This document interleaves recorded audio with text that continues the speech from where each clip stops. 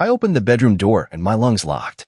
There she was, my wife, Madison, sitting on the edge of our bed, lips locked with my brother, Dylan, his hand halfway up her silk robe like he ***king owned her.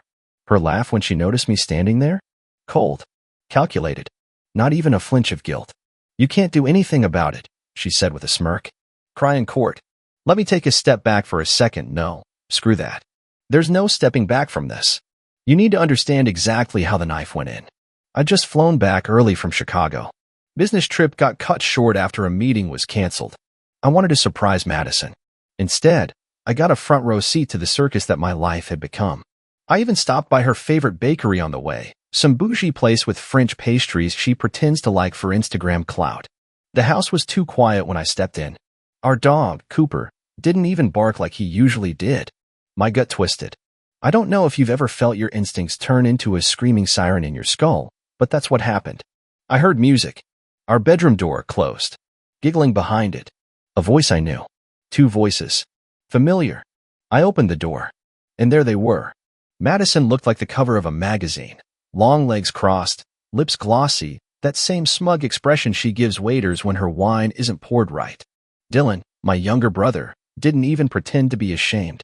He stood up, chest puffed like he earned a damn trophy. You're early, Madison said, brushing her hair off her shoulder, as if she hadn't just been tongue-deep with my own blood. I couldn't speak. I couldn't move. You always work so much, baby, she purred, standing and adjusting her robe so slowly, so deliberately, like I was the intruder. What did you expect? You're married to someone like me. You thought a croissant and your tired smile were going to keep me loyal. Dylan didn't say a word. Just stood there like the coward he was. And me? My body was frozen, but my mind was racing. Not with heartbreak. Not even with anger. With clarity. Cold, brutal clarity. You thought I'd beg? I finally said, my voice low, steady. That I'd drop to my knees and plead for your love? She didn't answer. Just tilted her head like a spoiled cat. I walked over to the closet, pulled out the manila envelope I had been preparing for weeks. Madison's games weren't new. I'd seen the signs. Late night, yoga, business, retreats to Vegas. A sudden obsession with her phone's privacy settings. But catching her with my brother? That was a twist I didn't predict. I tossed the envelope on the bed between them. Inside were papers, divorce papers, photos from the PI I'd hired, a printout of her secret bank account transfers, her burner phone records, everything. I'm giving you an easy exit, I said. Don't worry, I'm not the crying type. But you will be. For the first time, Madison's face changed. She blinked. Dylan turned pale. You're bluffing, she hissed, stepping forward. Try me. I walked out. Didn't even slam the door. Just left it open so they could stare at the mess they made. She thought I'd shatter. She thought I'd fall apart without her gold-plated kisses and fake affection. But she underestimated me. And regret? Regret found her real fast. Because what she didn't know, yet, was that I'd already bought the house out from under her name last month. That her credit cards were about to bounce. That the prenup she never bothered to read had a very interesting clause. She thought I'd cry in court? No. I was going to win in court. And Madison? Madison was about to lose everything. She called me that night. 5 times. I didn't pick up. Then she tried texting first sweet, then nasty, then desperate. Typical Madison. One message stood out. We need to talk. Please. You don't understand everything. Oh, I understood perfectly. She was trying to get ahead of the fallout. Trying to spin it before it blew up in her face. I spent the night at my friend Marcus's place. Told him everything. He was the one who had warned me about Dylan years ago. Said he was a leech in designer clothes. Should have listened. The next morning, I met with my lawyer. Madison still didn't know how deep this was going. She thought she was the puppet master. But I was already cutting the strings. A week passed. My phone buzzed constantly, calls from her mother, even Dylan. I ignored them all. Then came the envelope. Delivered by hand. Inside? A handwritten letter. From Madison. Classic narcissist move. When words don't work in person, put on a fake soul in writing. I opened it with a smirk. Jason, I know you hate me. I know what you saw looked bad. But please, hear me out. Dylan kissed me, not the other way around. It was a moment of weakness, nothing more. You're my husband. My partner. I've made mistakes, but haven't we both? Let's not throw away years over a misunderstanding. I still love you. Please come home. It was almost impressive how many lies she squeezed into one page. A misunderstanding? I stood there watching her moan into my brother's mouth. Still love me? She hadn't looked at me like a man in months. I didn't respond. I waited, because I knew her next move. Madison didn't like being ignored. She thrived on attention, on control. And the moment she realized I wasn't playing her game anymore, she showed up. It was a Tuesday. I was at the house, packing the last of my things when I heard the familiar sound of her heels on the driveway. She let herself in, still acting like she owned the place. She had on a tight black dress, full makeup, perfume so strong it nearly punched me. "You're here," she said like it was some grand revelation. I didn't stop boxing up the dishes. "I want to talk," she said, stepping closer. "You owe me that." I finally turned to her. "I owe you nothing." Her face twitched. That crack in her confidence? It was the first real thing I'd seen from her in months. "You're just going to walk away from everything we built? You mean everything I built while you were riding my brother in my bed?" Her mouth dropped open. The look of shock? Priceless. "You're disgusting," I added. "And delusional if you think you're the victim." Madison's voice turned sharp, venomous. "I made you who you are. Without me, you'd still be in that crummy apartment with your hand-me-down suits. You think you're a man now just because you finally grew a spine." I took a step toward her, calm, deadly calm. "No, Madison. I'm a man now because I finally realized what you are." That shut her up. She tried again, softer this time. "Jason, I was lonely. You were always working, always gone. I made a mistake." "More than once," I said. "I have the hotel records. The texts. Dylan wasn't the first, was he?" She said nothing. And in that silence, I found everything I needed. "You want a confession?" she finally said, arms crossed. "Fine. I used you. I liked your money, your name, your stability. But I never thought you'd actually leave me. I figured you'd cry, grovel, maybe try to win me back like all those pathetic men do." "Too bad for you," I said, grabbing my last box. "I'm not like those men." She tried to block the door. I brushed past her. As I walked away, she spat. "You'll regret this, Jason. You're nothing without me." But that's where she was wrong, because I had already been nothing with her. And now? Now I was free. 3 days after I walked out, Dylan showed up at my office. No call, no warning. Just walked in like he owned the place. My assistant tried to stop him, but I told her to let him through. I wanted to see his face. He looked nervous, pale, like he hadn't slept in days. "Good. Jason," he said, closing the door behind him. "I messed up, man. I didn't mean for things to get like this." I leaned back in my chair and just stared at him. Let him sweat. He ran a hand through his hair, pacing. "It started with drinks one night when you were in New York. I was drunk. She came on strong. You know how Madison is." I said nothing. "I thought it would be a one-time thing," he continued. "But she kept calling. I didn't want to betray you, I swear, Jason. It just spiraled. UF asterisk asterisk kept my wife in my bed," I said calmly, "while our wedding photos stared at you from the wall. You didn't spiral, Dylan. You dove." He looked like he wanted to say more. Apologize again. Justify it somehow. But the way I looked at him, he knew it wouldn't matter. "What do you want?" I asked. "I want to fix this." I laughed. It was bitter, sharp, and loud enough that he flinched. "Fix it? You think this is a sitcom? You don't fix what you shattered. You live with it." "I'll tell Mom and Dad the truth," he offered. "They still think you just left Madison out of nowhere." "Don't bother," I said. "They'll believe what they want. Besides, Madison already told them I was emotionally abusive and unstable." That I snapped. His face went pale again. "She said what?" "Oh, she's good." I smiled coldly. "Said you tried to comfort her after one of my rage episodes. That you were her only support. That she didn't mean for it to happen. But love is love." He sat down hard in the chair across from me. Silent. I leaned forward. "You thought you were her hero. Now you're just her excuse." He left without another word. A week later, I saw Madison again. Not in person. Online. Someone sent me a link to a video she posted on her social media, crying, full makeup, talking about being betrayed and abandoned by the man she loved. She even quoted the Bible. She was milking it for sympathy, raking in likes and comments from people who had no idea she'd been playing mattress games with my brother while I built a life for us. I didn't comment. I didn't post anything. I let her scream into the void while I quietly made moves behind the curtain. Remember that prenup she didn't read? It had a clause. Infidelity voids her claim to spousal support and joint assets. And I had proof. My lawyer filed everything. She got served 2 days later. And then came the phone call. Jason, we need to talk. Please. I didn't know it would go this far. Oh, now you care? I made mistakes, but I don't deserve to be left with nothing. I let the silence stretch. I thought you loved me, she said, softer now, almost like a whimper. I closed my eyes for a moment. I remembered the way she looked when we first met, how she laughed, how she held my hand like I was her anchor. Then I remembered her with Dylan. Her smirk. Her words. You can't do anything about it. Cry in court. I hung up and blocked her. Later that week, Marcus and I went out for drinks. We hadn't done that in ages. I told him everything. At some point during the night, I looked around the bar. Saw couples laughing, people flirting, music playing. And I felt it.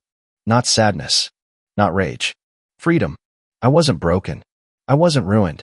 I was reborn. The divorce proceedings moved quickly. Madison tried to stall, of course, claimed she needed time, claimed she was emotionally unfit to attend the first hearing. Her lawyer reached out with this pathetic proposal: split the house, a portion of my business equity, monthly support for a temporary adjustment period. They clearly thought I'd fold, that I'd want to avoid drama, that I'd give in to avoid dragging it out. They didn't know what I had in my back pocket.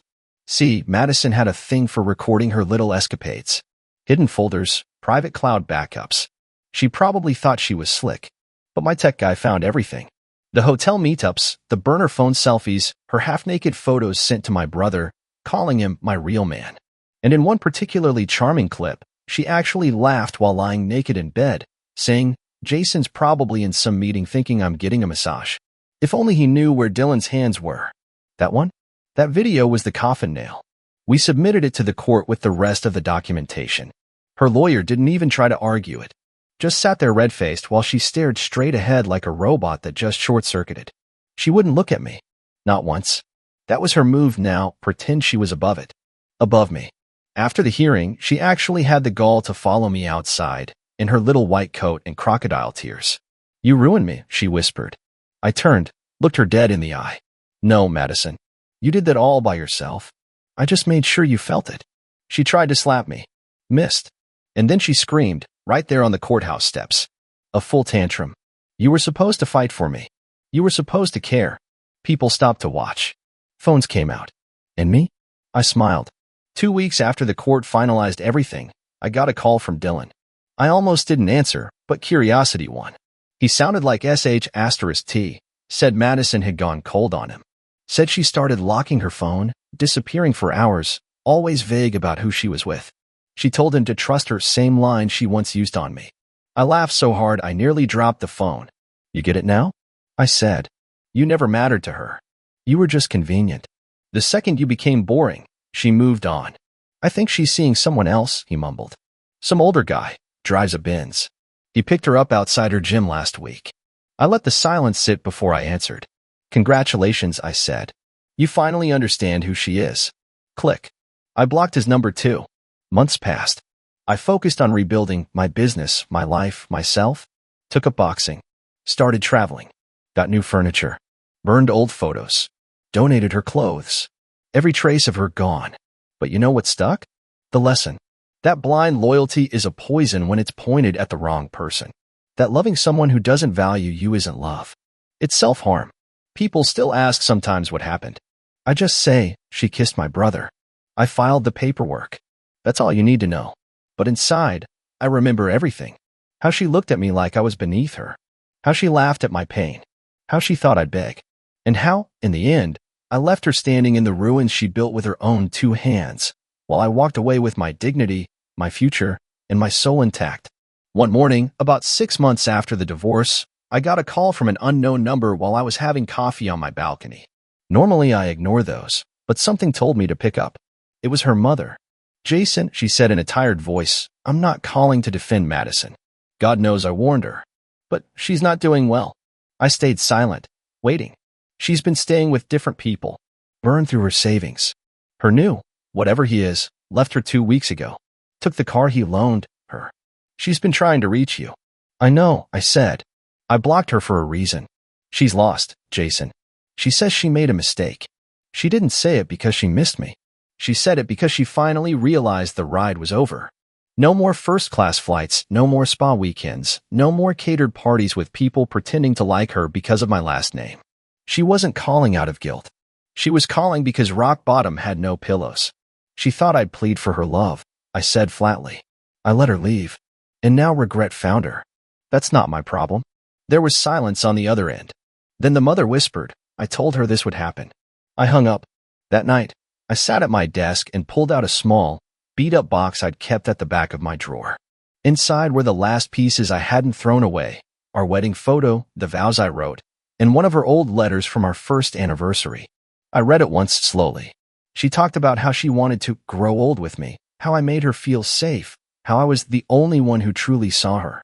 It was all fiction, crafted by someone who saw love as leverage and loyalty as a weakness. I set the letter down, took a breath, and burned every single piece. Not out of rage. Out of release. I was done carrying her memory like a weight. Done romanticizing a woman who weaponized affection, who humiliated me in my own home, who kissed my brother and laughed in my face. I was building something now. Something real. The best part? I didn't need revenge. Life was handling that for me. People began to see her for who she really was. Friends we once shared stopped returning her messages. Her influencer circle grew quiet. Sponsors dropped her after her staged sob story fell apart when screenshots started circulating online, ones where she bragged about playing the victim game and laughing at the gullible followers. Turns out, the world doesn't always forgive liars, especially not ones who do it with lip gloss and fake tears. And me? I moved on. Started seeing someone. Nothing serious at first. Just long walks, honest conversations, real connection. It felt strange at first, being with someone who didn't play mind games or hide behind fake kindness. It felt good. She once asked me, what happened with your ex? I told her the truth. Not the drama, not the courtroom play-by-play. Just this. She mistook my kindness for weakness. And when she crossed the line, she found out I had a limit. She nodded like she understood.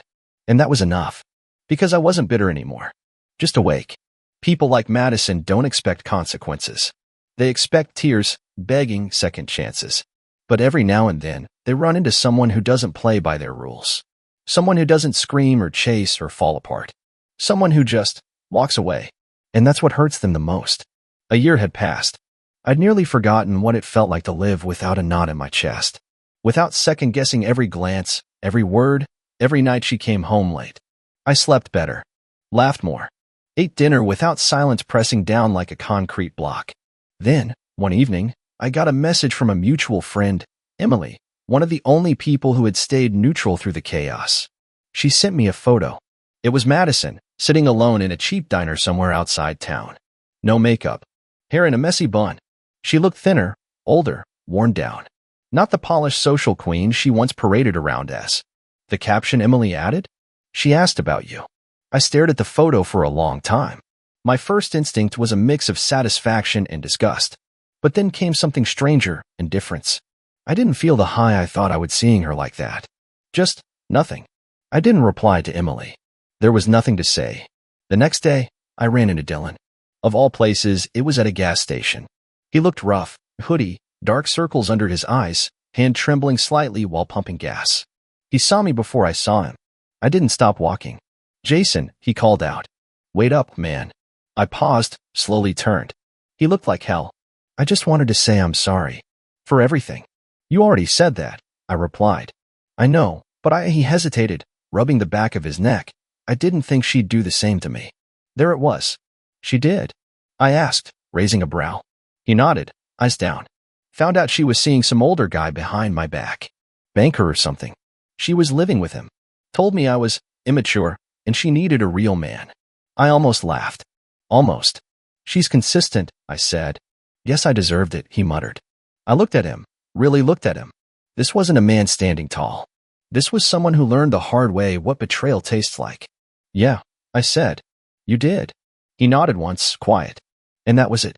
He didn't beg. Didn't try to fix anything. Just accepted it. Walked back to his car like a man walking away from a burned house. Later that week, Madison called again from a new number. I knew it was her the moment it rang. I let it go to voicemail. She left a message. Jason. I know I'm probably the last person you want to hear from, but I wanted to say something. I miss you. Not just the house or the lifestyle. I miss you. The way you used to look at me. The way you cared, even when I didn't deserve it. I didn't understand what I had until I lost it. And I'm sorry. I'm so sorry. There was a pause. Her voice cracked. If you could give me a chance, just to talk, just to explain. Delete. I didn't need to hear the rest. Because this wasn't about love. This was about her being alone. Forgotten. Watching the walls close in and realizing no one was coming to save her. That the man she used to mock, the one she thought was weak, turned out to be the only one who ever truly loved her. And now? He was gone. Forever. I stood by the window of my new apartment, glass of bourbon in hand, looking at the skyline. Peace. Real peace. The kind that doesn't depend on someone else's approval. The kind earned through fire. I didn't hate her anymore, but I'd never forgive her. Some wounds stopped bleeding, but they never really close. And if she ever calls again, she'll hear nothing but silence. 2 more years passed. I barely remembered the sound of her voice. Life had changed so much, it almost felt like someone else's story. My business had tripled in value. I'd moved into a loft downtown, nothing extravagant, just clean, quiet, mine. I started hosting dinner parties, reconnecting with old friends who used to tiptoe around us when Madison was around. My days weren't filled with suspicion anymore. I no longer kept one ear open for lies. Then came a wedding invitation. It was Marcus. He'd found someone incredible, funny, sharp, real. He wanted me to be his best man. Of course, I said yes. At the reception, under soft lights and good jazz, I met someone. Her name was Claire. She wasn't flashy. She didn't bat her lashes or speak in manipulation. She asked real questions and listened like the answers mattered. Her smile wasn't painted, it was genuine. We talked until the staff started clearing tables. I walked her to her car, and as she turned to say goodnight, I saw it in her eyes, this quiet honesty I hadn't seen in years. It rattled me. In a good way. She didn't ask about my past. Not at first. She just saw me. 3 months later, I told her everything. Not the gory details, but enough. She didn't flinch. She didn't judge. She just said, "Thank you for trusting me with that." And suddenly, I realized. I'd healed. Not because of time. Because I had finally learned what it felt like to be seen without being used. One rainy afternoon, while we were cooking dinner together, she pulled a dusty box from the back of my kitchen cabinet. "Should I toss this?" she asked, holding it up. It was one of the last untouched corners of my old life. A box labeled Madison. Legal. I hadn't opened it since the divorce was finalized. Didn't need to. I took it, walked it outside to the dumpster, and threw it in. That night, I slept like a man who no longer owed anything to his pain. Then one evening, completely out of nowhere, I got a letter in the mail. No return address. Just my name, written in neat cursive. Inside was a single sheet of paper. I know I destroyed everything. I know I don't deserve a reply. But I wanted you to know that I still think about you. I still remember the man who held me when I cried about my dad. The man who believed in me when I couldn't believe in myself. You were the best thing that ever happened to me. I was just too blind and too broken to see it. It wasn't signed, but I didn't need a name. I set the letter down, walked into the living room where Claire sat reading. I never mentioned it to her. Not because I was hiding anything. Because it wasn't worth mentioning. That chapter was closed. Madison had her chance. She lit the match herself. And now all she had left were ashes and memories of what she used to have. And me? I was finally fully alive. One morning, Claire and I were sitting at a small cafe near the river, sipping coffee and watching the mist lift off the water. She was talking about a book she'd just finished when she paused mid-sentence and looked past me, her brow tightening just slightly. I turned around. Madison. She looked nothing like the woman I'd once known. Her designer gloss was gone. The sharp heels traded for worn-out flats. No makeup.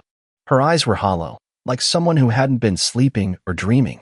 She froze when she saw me. Her lips parted like she wanted to say something, but she didn't. Claire reached over and gently placed her hand on mine. I didn't look at Madison again, but I felt her, standing there like a ghost from a life I didn't claim anymore. Eventually, she turned and walked away. Claire didn't ask. She didn't need to. I gave her hand a soft squeeze and kept talking about our weekend plans. That was the moment I knew I was done with the past. Not just emotionally, completely. It held no weight, no curiosity, no sting. A few months later, I got news from an old colleague. Madison had declared bankruptcy. Apparently, she tried to launch a lifestyle brand using borrowed money and fake promises. It tanked fast. No investors wanted to touch her name after her social credibility collapsed. Dylan had vanished. Rumor was he left the country after getting scammed in some crypto scheme. I should have felt something, but I didn't. She'd played her hand, bet against the one man who actually gave a damn, and lost. Not because I ruined her, but because she never knew what she had to begin with. It was poetic, in its own brutal way. Claire and I got engaged a year later. Nothing extravagant. Just us, on a quiet beach at sunset, with her laughing as I fumbled the ring box because my hands were shaking like a nervous teenager. She said yes. And as we stood there, waves tugging at our feet, I realized something. Madison never really broke me. She sharpened me. She burned away the illusion I had of love, trust, and forever. And in that fire, I found someone real. Someone who didn't need to be impressed. Who didn't want my name or my money, just me. And so now, when people ask what happened between me and Madison, I just smile and say, she was my greatest mistake, and my greatest lesson, and I wouldn't trade that lesson for anything. The glass of red wine I held was trembling, but not from the alcohol. It was the silence, the kind that comes before a bomb drops. We were at my birthday dinner.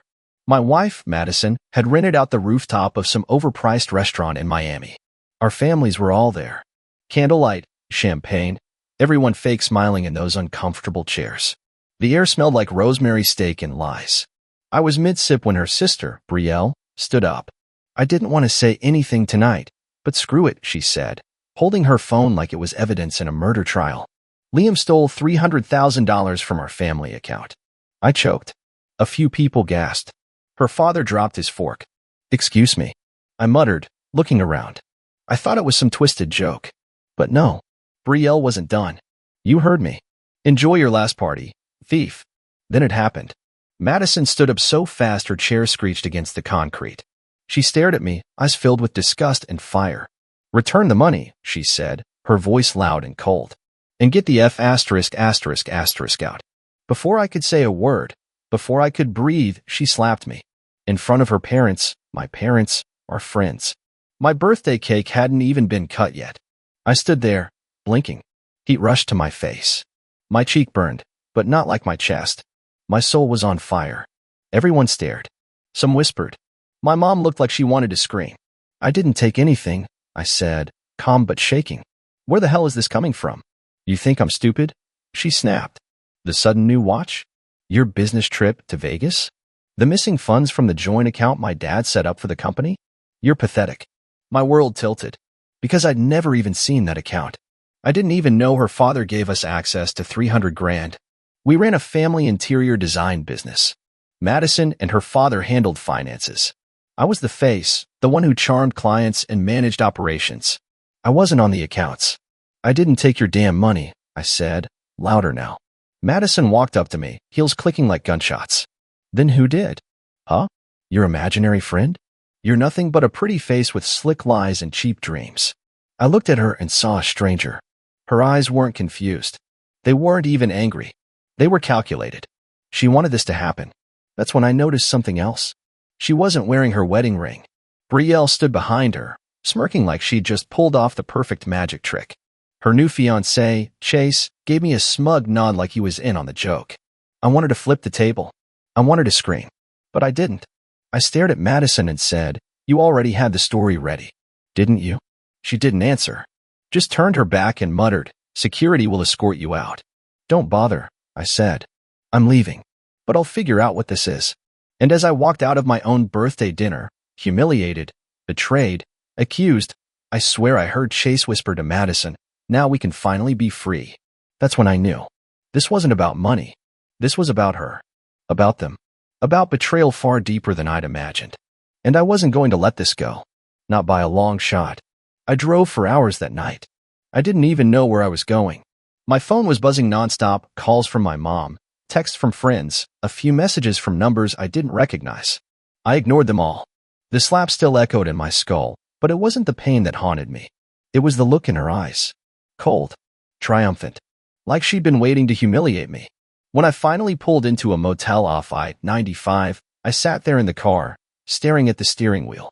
My hands were shaking. My birthday dinner. A full room of people. And she set me up like I was some common thief. And the worst part? She wanted them to believe it. She needed them to believe it. Why? At 3 a.m., I opened my email. Not my personal one. The old shared business inbox that Madison and I used when we first started the company, before she took over everything financial. I had a gut feeling, and something in me said, start here. That's when I saw it. One message. From a lawyer. Dated 2 weeks ago. Subject, transfer authorization for Madison Sullivan. Attached was a PDF. Authorization for a $300,000 withdrawal from the joint business account. Signed electronically. By Madison. I blinked. Read it again. And again. The IP address matched her laptop. Her damn laptop. She moved the money. It took me another hour to track the route. She'd moved it through a side LLC account registered under a fake company name, Chase and Partners Holdings. My blood turned ice. Chase. Her sister's fiancé. The smug bastard with the $200 haircut and fake smile. The one she swore was just a harmless flirt during our beach trip last summer. I remember now. The way they laughed together when they thought I wasn't looking. The inside jokes. The disappearing act she pulled that one night when I fell asleep early. She said she went to get Advil. Took her an hour. They were lovers. And now they were stealing. I stared at the ceiling of that cheap motel room and thought, what the hell am I dealing with? I wasn't just cheated on. I was framed. Erased. Rewritten as the villain in a story they authored together. By morning, I was sober with rage. I drove back to our condo. I still had my keys. As soon as I stepped in, I could tell she hadn't expected me back. The place was spotless. Too spotless. Like someone trying to erase evidence of a mess. Her phone buzzed on the marble counter. I shouldn't have looked. But I did. Messages from Chase. The most recent. You won't be a problem anymore. You were perfect. I'll pick you up tonight. We'll celebrate. She replied. Finally. Can't wait. Wear that navy shirt. The one that makes you look dangerous. I felt sick. I sat on the edge of the couch, staring into the nothing. Madison walked in 10 minutes later, holding a shopping bag and humming. She saw me, froze mid-step, and her whole face changed. You shouldn't be here, she said, dropping the bag. I told you to get lost. I saw the transfer, Madison. Her jaw tensed. I know you moved the money. I know it's under Chase's LLC. I know everything. She didn't even blink. Just walked over slowly, lips curling. You think you're so clever, she said. But you're late to the party, Liam. I already won. Everyone thinks you're a liar. A thief. And soon, I'll have the company, the accounts, and a man who doesn't bore me to tears. You slept with him, I said. Not a question. A fact. She laughed. A laugh so cold it made my skin crawl. Of course I did. You think I was going to spend the rest of my life with a guy who still wears socks with sandals around the house? My stomach turned. I stood up, clenched my fists. She looked me in the eyes and said, you were just a stepping stone. Charming. Useful. But eventually, dead weight. You had your moment. It's over now. And in that second, I realized something deep in my gut. She didn't just want to leave me. She wanted to destroy me. And she wasn't done yet. I didn't sleep that night. I couldn't. I sat in my truck outside the condo, watching the city lights blur through the windshield. Every word she said repeated in my mind like a broken record. Dead weight. I already won. You were just a stepping stone. The more I thought about it, the more the pieces began to fit together. The sudden distance. The fake fights she started over nothing. The way she always kept her phone face down. How she forgot our anniversary this year, but remembered Chase's birthday. She had been planning this for months. Maybe even longer. And I was too damn blind to see it. By morning, I had a plan. I went straight to my friend Nolan's office.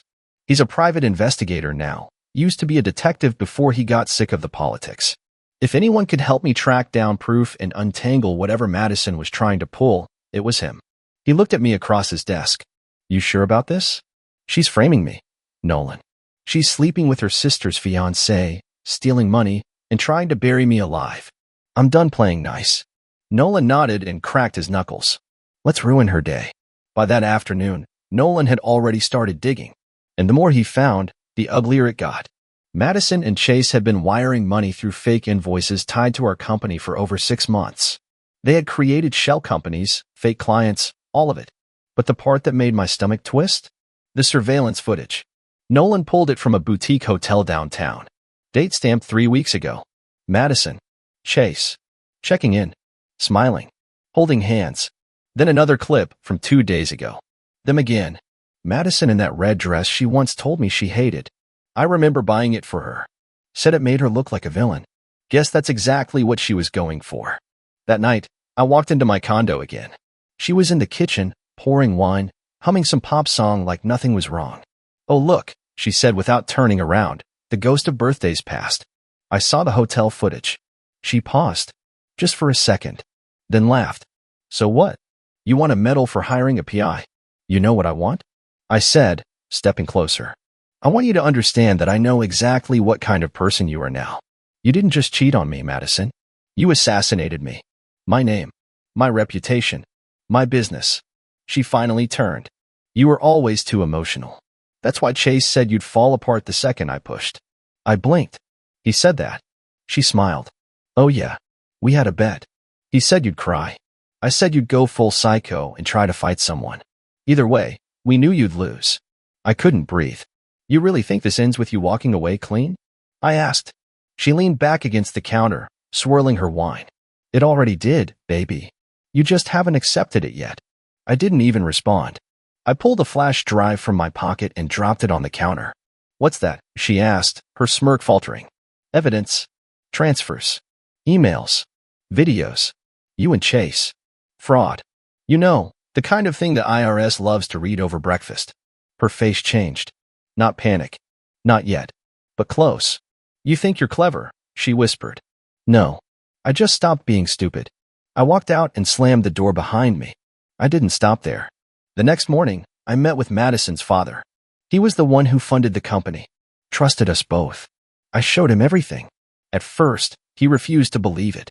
But when he saw the bank records, the invoices, the footage, his hands started to shake. "She's my daughter," he said quietly.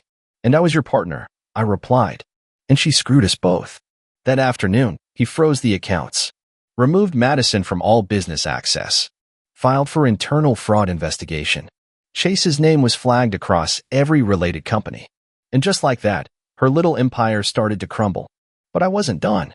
Because what she didn't know was that her sister had already contacted me. Brielle showed up at my apartment that night. No makeup. Hair pulled back. Eyes swollen like she'd been crying for hours. I almost didn't open the door.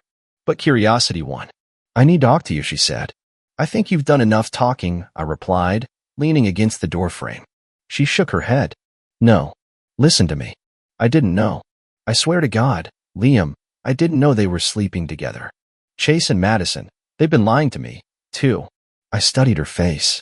It wasn't the usual smug, untouchable Brielle. This one looked broken. "I only accused you at the party because Madison convinced me. She said she had proof. Said you'd confess if we pushed you in public." She paused, lowering her voice. "She told me Chase was going to propose to me that night, that he needed to know our family was united before he did it. She played me."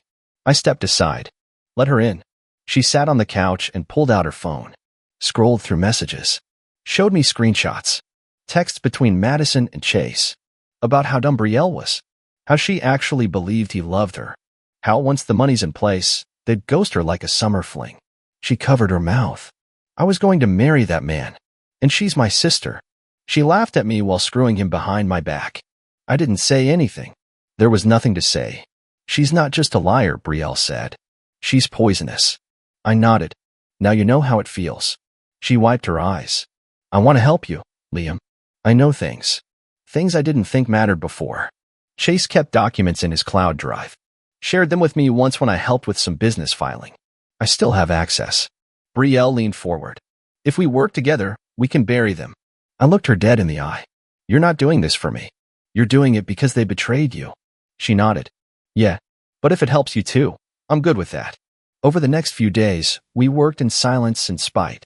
Late nights, scrolling through records, uncovering fake transactions, paper trails Madison and Chase never thought anyone would look for. And the more we found, the clearer it became, they didn't just steal from the company. They funneled funds from clients, padded invoices, overbilled on projects, and lied to suppliers. Madison forged signatures. Chase doctored tax forms. It was all there. Meanwhile, Madison kept texting me. First it was threats. "You think you can ruin me? You'll regret this." Then pity. "We were good once. Don't do this. Just walk away and start over." Then rage again. "Brielle is using you. You'll see." You're just a pawn again. I didn't answer a single one.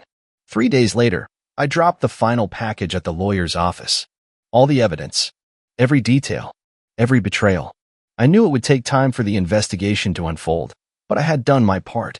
And that night, Brielle called me. Her voice was shaking. She knows, she whispered. She found out I helped you. She came to the house screaming, throwing things. She said I was dead to her. I sighed. You okay? Yeah, she said. But you won't believe what she said when she left. What? She said, tell Liam I'm not finished yet. And next time, he'll wish I only slapped him. I stared at the wall. That was Madison. Always escalating. Always twisting the knife deeper. And part of me knew she wasn't bluffing. 2 days later, I got a call from the building manager at our old condo. Hey, Liam. Sorry to bother you, but you might want to come by. There's been some damage to the place. I drove over, heart pounding. When I walked in, I froze. She destroyed it. The living room was a war zone. TV smashed, couch cushions slashed open, photos shattered and thrown across the floor. Our wedding album was ripped apart and burned in the fireplace. The walls had been spray painted with things like liar, thief, and the phrase that really got me, you'll never be free of me. It looked like a scene from a horror movie. My first instinct was to call the police. But I hesitated. No cameras in the unit. No witnesses. And knowing Madison, she'd spin it into another emotional breakdown and somehow flip the narrative. I needed to stay ahead. I needed more than broken furniture and red spray paint. I called Nolan. He showed up 20 minutes later, looked around, and muttered, she's unraveling.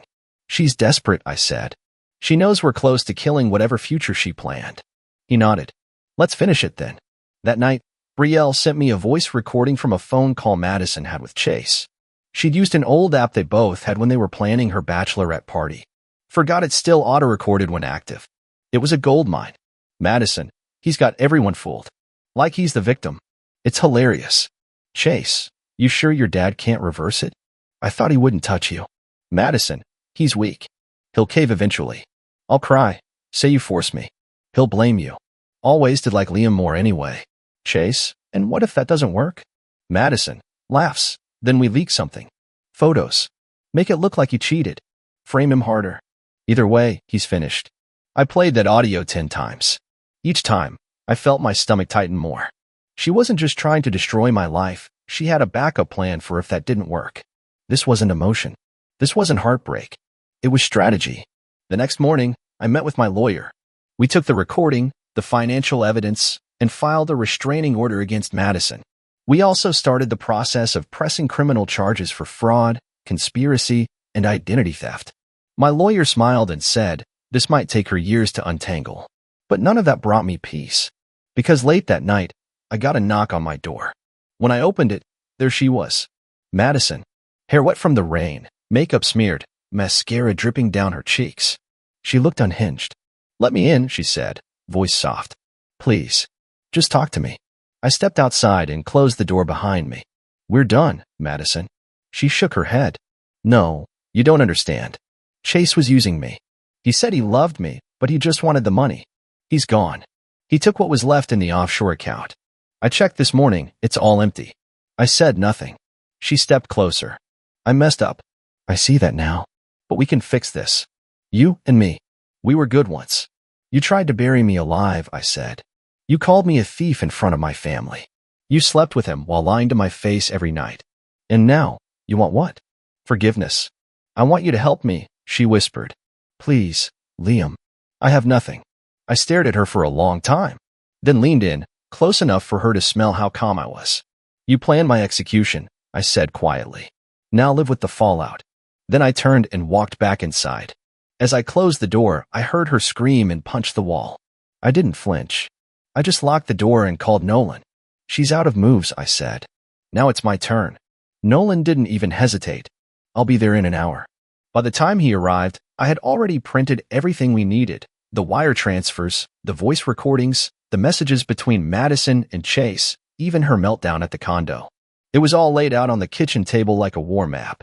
We're not just protecting you anymore, Nolan said, glancing through the evidence. We're going to make sure she never gets to do this to anyone else. I nodded. Let's end it. The next few days moved fast.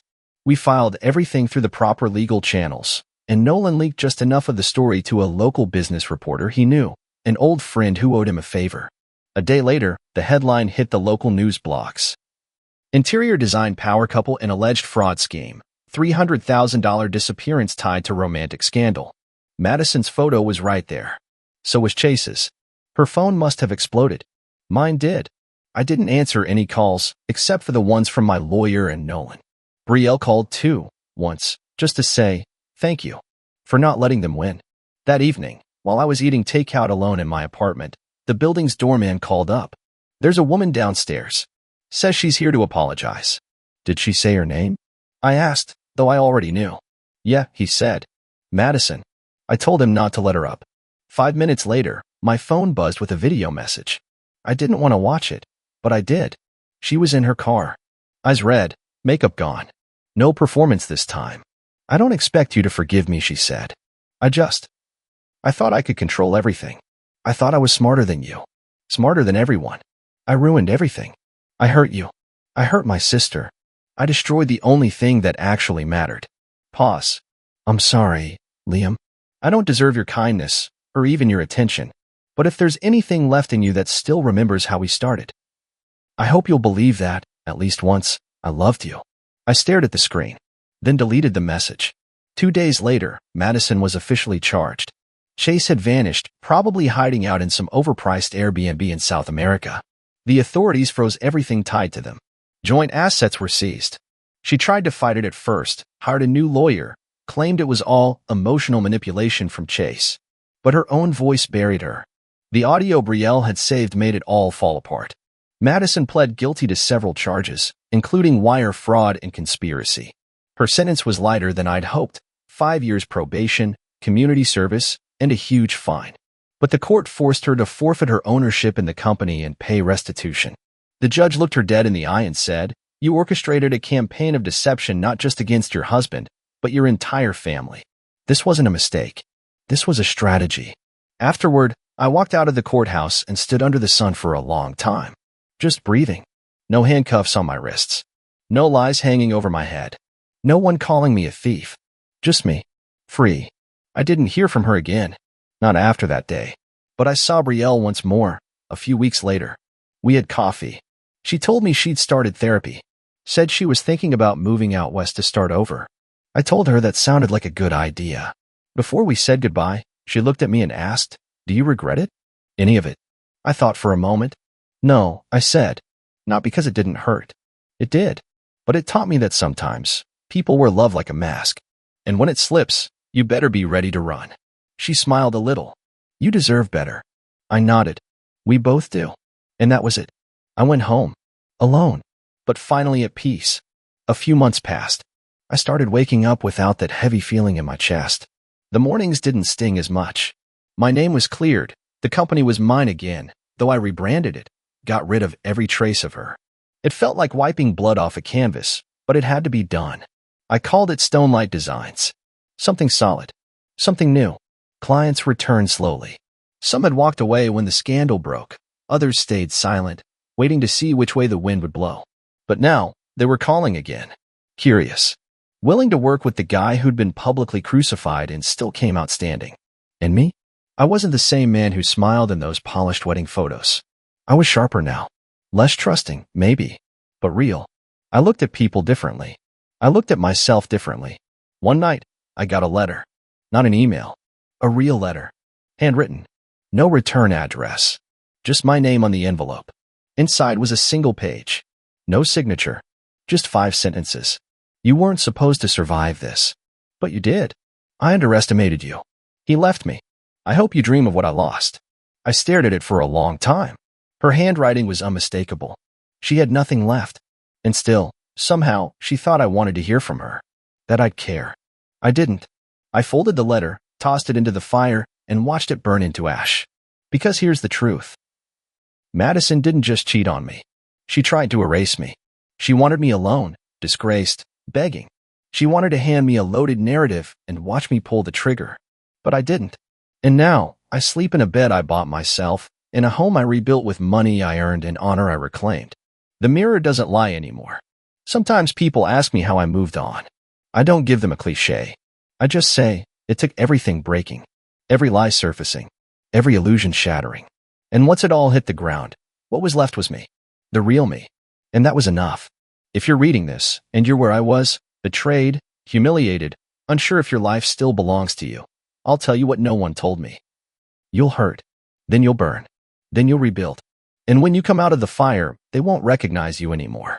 And that's exactly how it should be. I stood at the edge of the lake behind my new house, the one I bought miles away from the ruins of that old life. The sky was folding into dusk, the kind of blue that makes you quiet without knowing why. I held a glass of bourbon in my hand, not for the buzz, just for the weight. The silence here was different, not empty clean. I thought about everything. The party, the slap, the betrayal that came layered and slow like rot behind drywall. Her voice saying, "Return the money and get out." Her eyes when she realized I wouldn't crumble. Chase's smug little grin. All of it felt like a story I'd read in someone else's life now.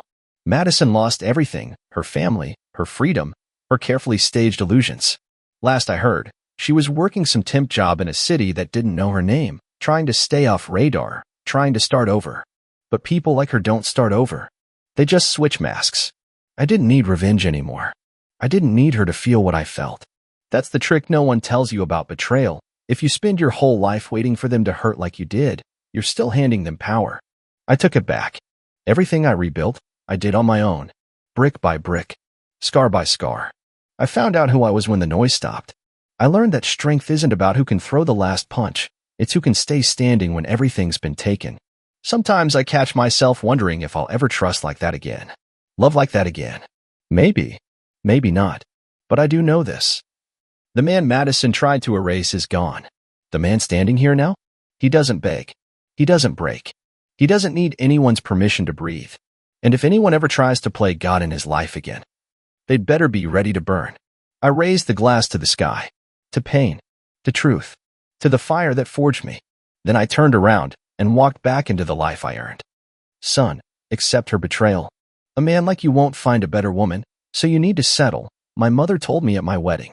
My bride confirmed it and said, if you don't sign the marriage papers, I'll call my lover, he'll make you do it. I snapped the pin, tore up the contract, and began my brutal revenge. The next morning, I had 93 missed calls. I never imagined those would be the words echoing in my head on what was supposed to be the happiest day of my life. I stood there, under a fake floral arch in a backyard I paid for, surrounded by guests who barely knew either of us, watching the woman I thought I loved smirk like a villain in a courtroom drama. Her name was Savannah, a name too sweet for a woman so venomous. My name's Tyler, by the way, and I didn't come from much. Worked my way up, built a small business from scratch, got my life together piece by piece. I thought Savannah was the final piece. Turns out, she was the F********ing match. She wore a white dress tighter than decency, dripping in pearls she said were her grandmother's, bought them myself 2 weeks before. She locked eyes with me during the vows, but not with love. With challenge. As if daring me to flinch. I should have known something was wrong when she slipped in her own vow just before we signed the license. If you don't sign the marriage papers, she said sweetly, almost seductively, I'll call my lover. He'll make you do it. You know how movies make betrayal all dramatic and cinematic? This was worse. No storm. No thunder. Just the hot breath of her threat against my ear and the sound of 100 relatives chewing catered roast beef. I froze. My fingers trembled around the silver pin. It wasn't a threat. It was a promise.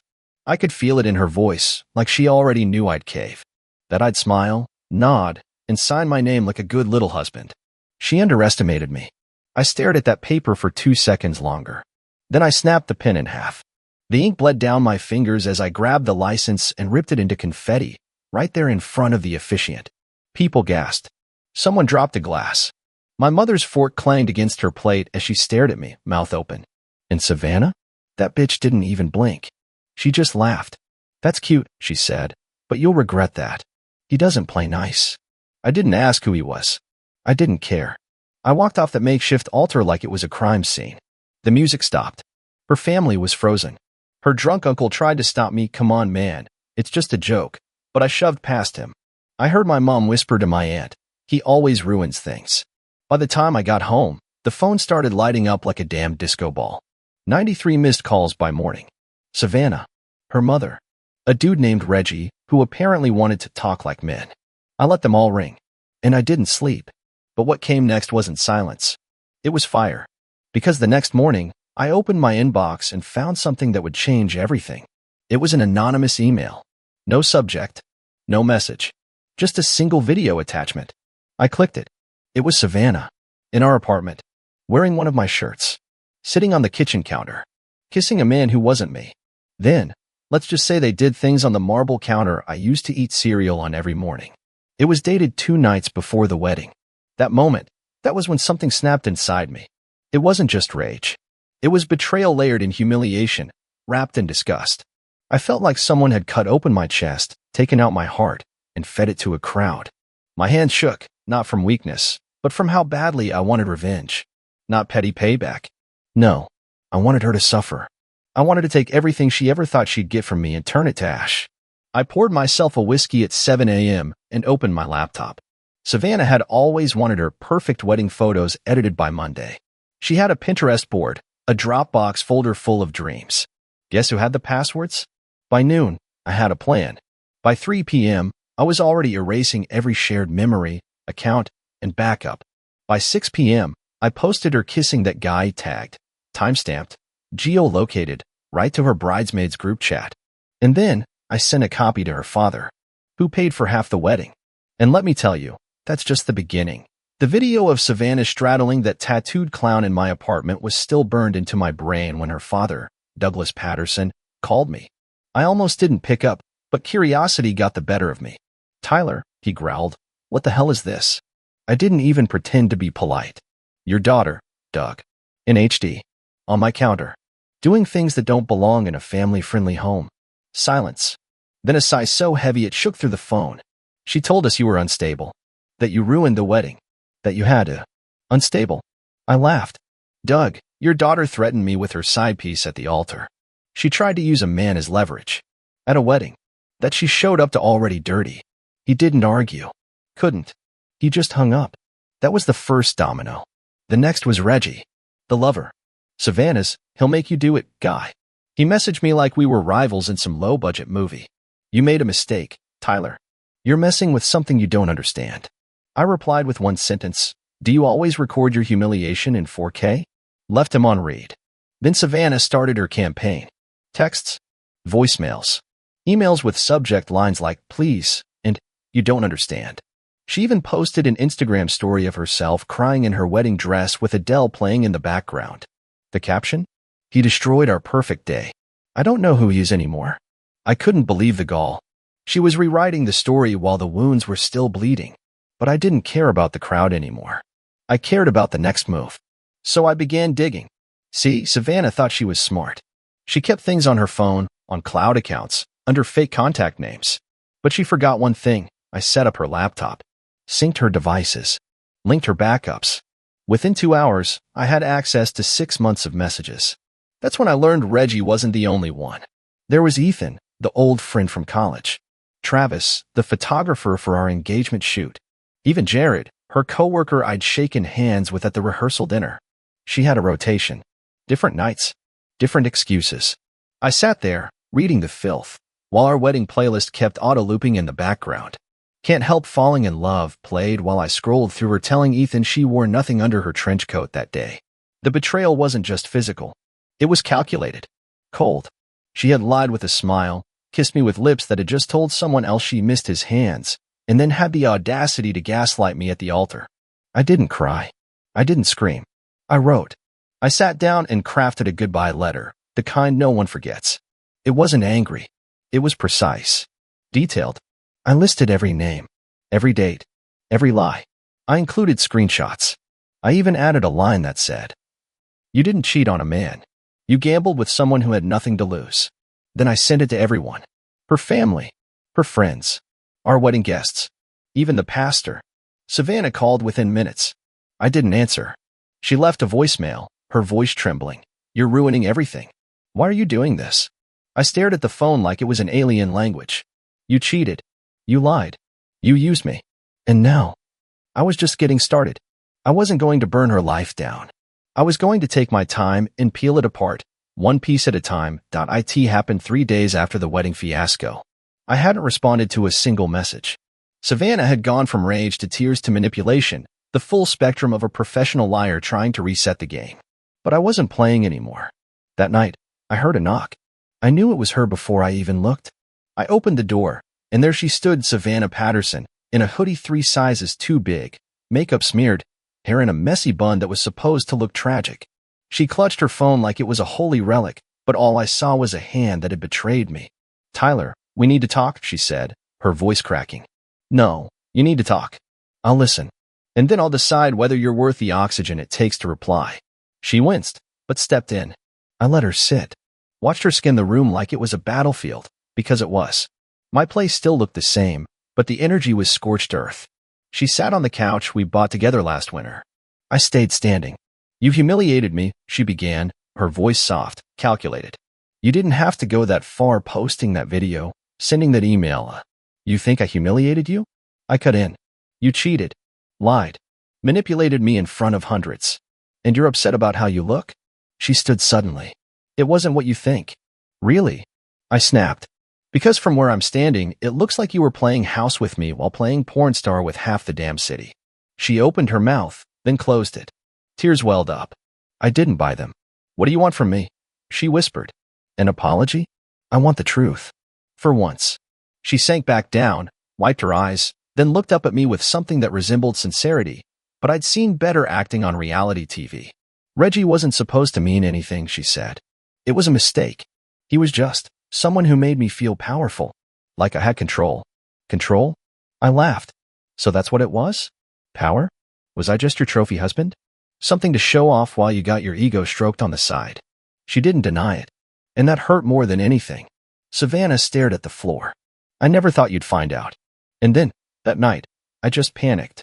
When you didn't sign the papers, I thought I'd lose everything." "Everything?" I repeated. "You mean my business? My house? My name?" She nodded slowly. I wanted security. You gave me that. But not love," I said flatly. "Not loyalty." She looked up. "Tyler, I'm sorry. I mean that." Get up. The silence between us was so loud, I swear I could hear my heartbeat echo off the walls. And for a second, just one, I felt something flicker. Some stupid, weak part of me wanted to believe her, to take the apology and pretend it meant anything. But then I remembered Ethan, Travis, Jared. I remembered the trench coat, the lies, the way she stood at the altar and smiled as she threatened me. "You didn't K up," I said coldly. "You made a choice." Over and over again. Her face hardened. The mask dropped. "Fine," she said. "You want to play it this way? I'll take you for everything you've got. Half the business. The car. Even this couch." I smiled. "I changed the business ownership last week. Transferred everything to my brother's name. The car? In my dad's name. And this couch?" I leaned in. "Take it. I've already disinfected the stains your boyfriend's left." She flinched like I'd slapped her. Savannah stood, all pretenses gone. "You're going to regret this, Tyler. I'll make sure of it." I opened the door. "You already made sure I regretted marrying you. But thanks for the reminder." She walked out without another word.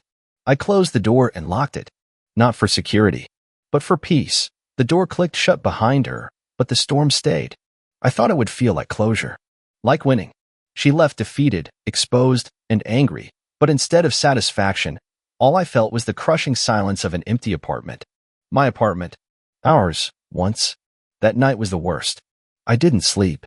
Couldn't. Every time I closed my eyes, I saw her face. Not the tear-streaked one from the confrontation.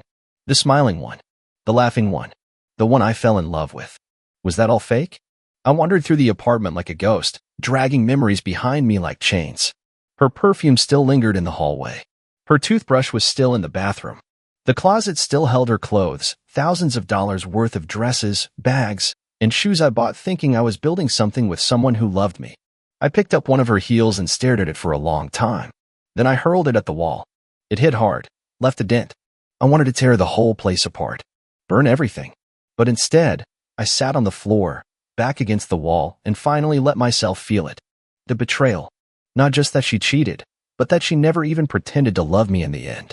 That her first instinct when I said no was to threaten me with another man. Like I was weak. Disposable. I replayed her words in my head over and over again. He'll make you do it. She didn't even try to hide it. And I realized something then: she enjoyed the control. Every lie she told. Every time she snuck out under some excuse. She got off on the power. It wasn't about lust. It was about dominance. I was just her safety net. That crushed me. It's not easy for a man to admit he was used, that he was played. It makes you question everything: your worth, your instincts, your masculinity. You wonder if you were ever enough, or if the entire relationship was just a smokescreen. I checked my phone. Still dozens of unread messages. I opened one from her mother. "You're making a scene. Just be the bigger person and let it go." Let it go? I gave everything.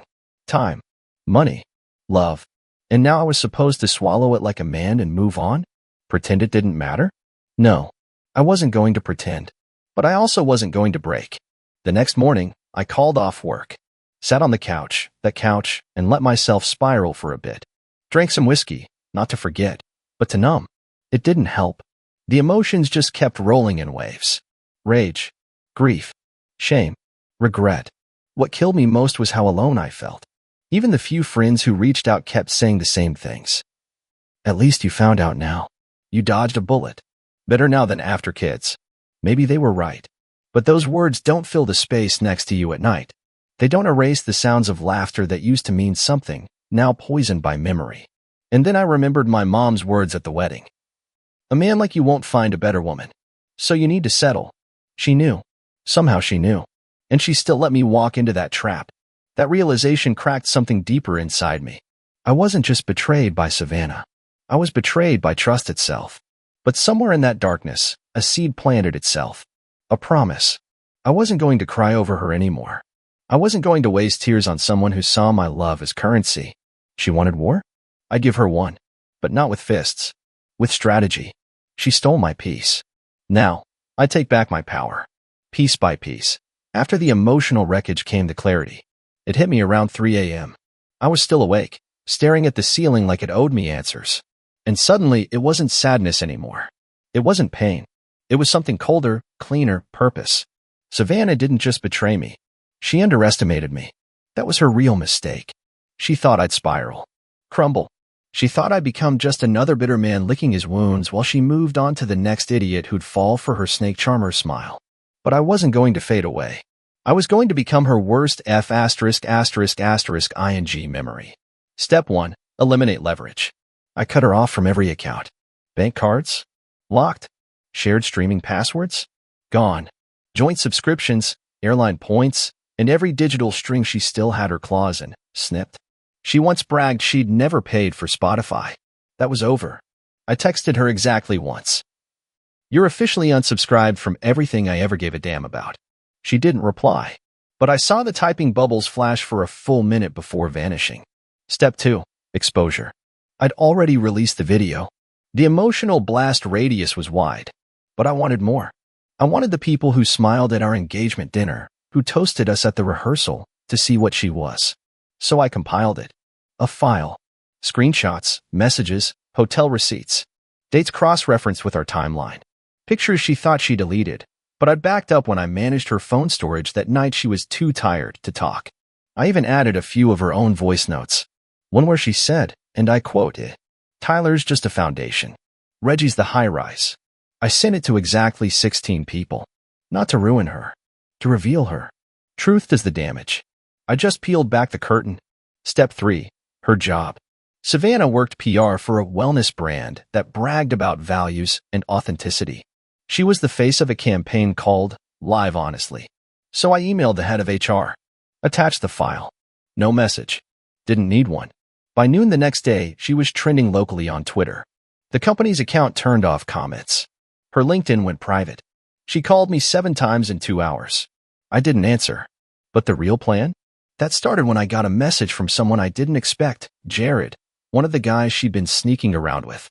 He said, "Didn't know she was engaged. Thought we were exclusive." We talked. Turns out, Savannah had told him I was her emotionally abusive landlord who threatened to evict her if she didn't keep him company. I'm not joking. She lied about everything. So Jared and I met for a drink. I needed details, and he needed closure. Turned out, he wasn't the only one she lied to. He knew another guy, Travis, who thought he was her fiancé. Pattern? Oh yeah. Savannah had a whole web, and she thought she could play puppet master forever. But puppets remember too.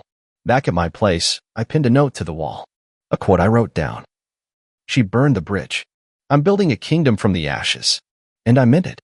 This wasn't just revenge anymore. It was reclamation. My peace. My power. My story. I didn't just want to survive this. I wanted to rise from it.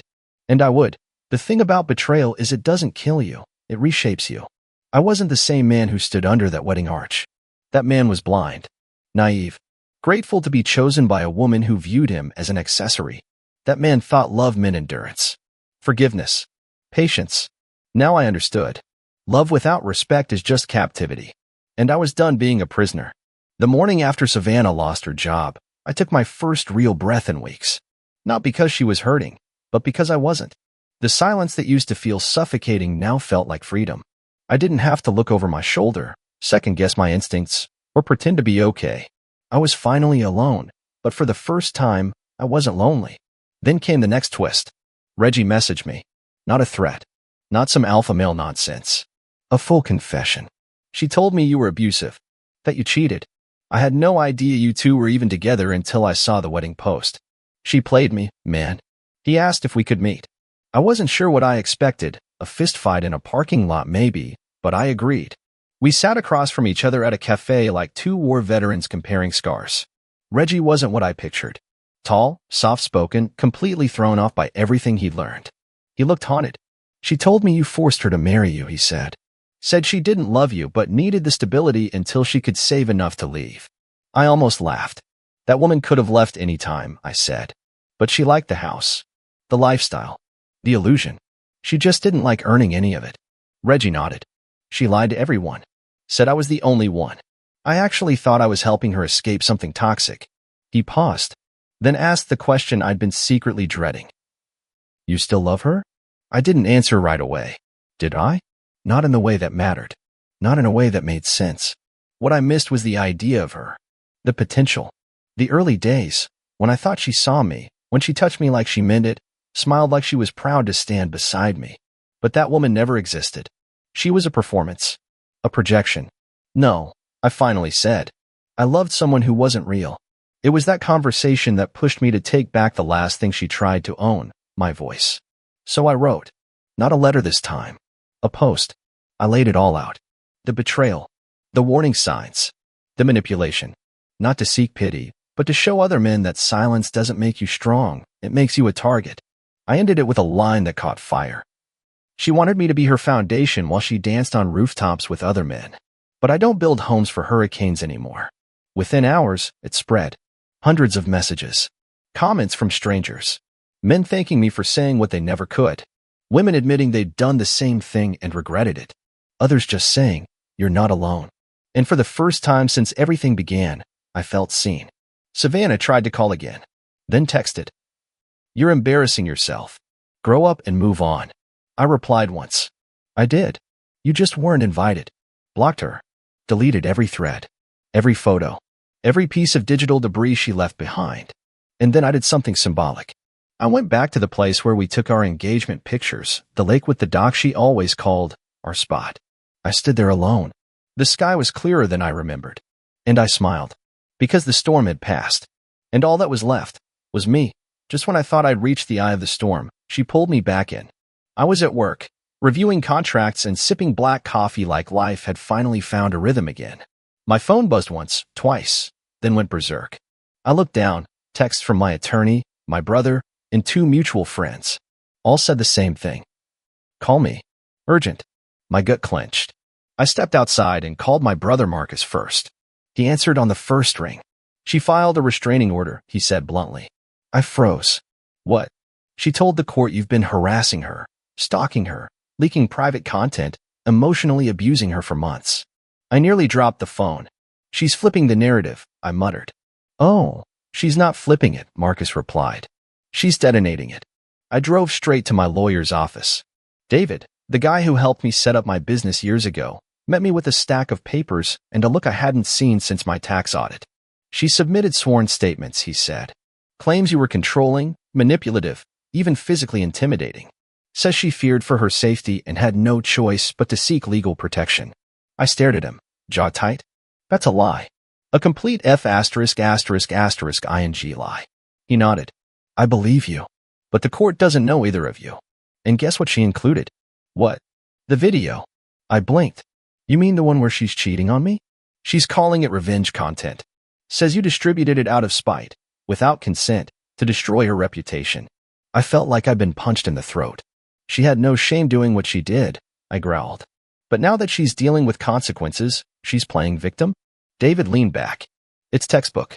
Publicly humiliated, she's trying to regain control. Flip the script. Paint you as the villain. I slammed my fist on the table. I never laid a hand on her. Never even yelled at her until she pushed me to the edge. I gave her everything, and now I'm the monster. She's scared of losing everything. You took her mask off, Tyler. Now she's trying to rip yours off, even if she has to fabricate it. I took a breath, then another. This wasn't just revenge anymore. This was war. The next few days were chaos. I had to submit affidavits, screenshots, character references, anything to disprove the garbage she fed the court. And while I was doing that, she was busy leaking her version of events on social media.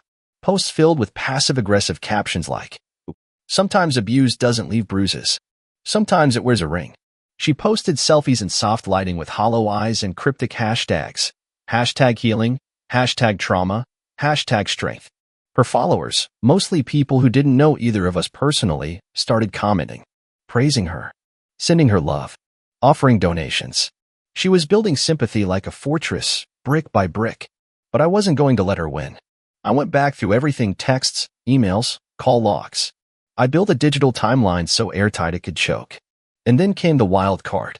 Kara, one of her bridesmaids. We hadn't spoken since the wedding. She messaged me one night out of nowhere. I think I've made a mistake backing her. She's lying about everything. I have proof. My heart skipped. Kara sent me a voice memo Savannah had left 2 days before the wedding. In it, Savannah was laughing with someone on speaker. I could marry Tyler, or I could marry a potato. It's just paperwork. Reggie's the one I'll be waking up next to when this all settles. That was it. The nail in the coffin. The next morning, I met David with the recording in hand. This changes everything, he said, smiling for the first time in days. But I wasn't smiling, because I knew Savannah. And this wasn't her last move. This was just her first real counterattack. And I needed to be ready. I didn't sleep the night before the court hearing. I lay in bed, staring at the ceiling fan spin in slow, lazy circles. The kind of motion that reminds you time is moving, but you're not. I was calm, but it wasn't peace, it was focus. A kind of clarity that comes only when you know you're walking into fire, and you're ready to drag someone out with you. That morning, I suited up like I was preparing for battle. Gray blazer, black shirt, no tie, clean shave, sharp mind. David met me outside the courthouse, folder in hand, looking like a wolf with paperwork. She's here, he muttered. Brought her mom and her Instagram manager. Of course. Savannah walked in wearing all white, symbolism not lost on anyone with a brain, and oversized sunglasses like she was heading to a red carpet, not a restraining order hearing. She even dabbed fake tears before stepping in, like some washed-up actress trying to land one last role.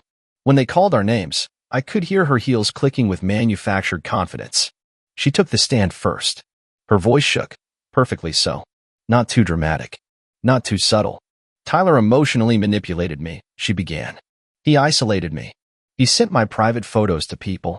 I feared for my safety. She sniffled, dabbing tears. The judge nodded solemnly. He threatened my lover. He humiliated me. He said he'd ruin me. I clenched my jaw. Let her finish. David leaned in. Wait for it. Then she dropped the line that burned into my soul.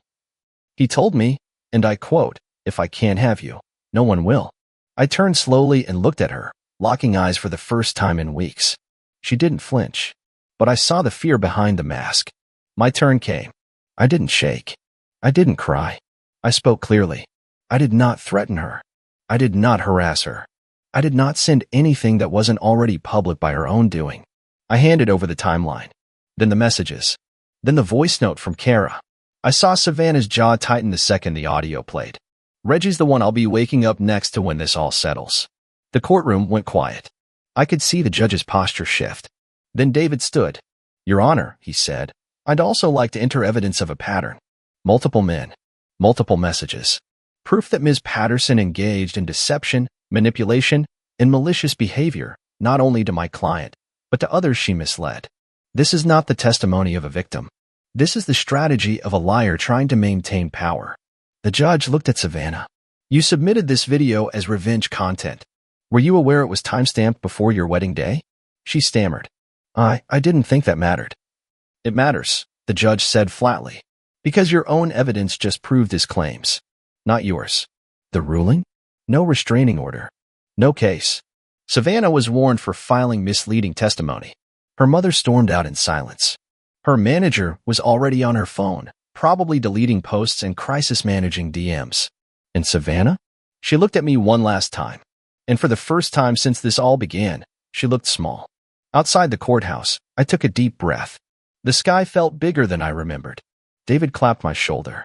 You good? I nodded. I'm better than good. I pulled out my phone, blocked Savannah's number for the final time, and opened a blank note. At the top, I typed, what I learned, never give a crown to someone who doesn't know how to carry it. Then I drove home, past the lake, past our fake photo spots, and right into my future. No more revenge. No more memories. Just the road ahead.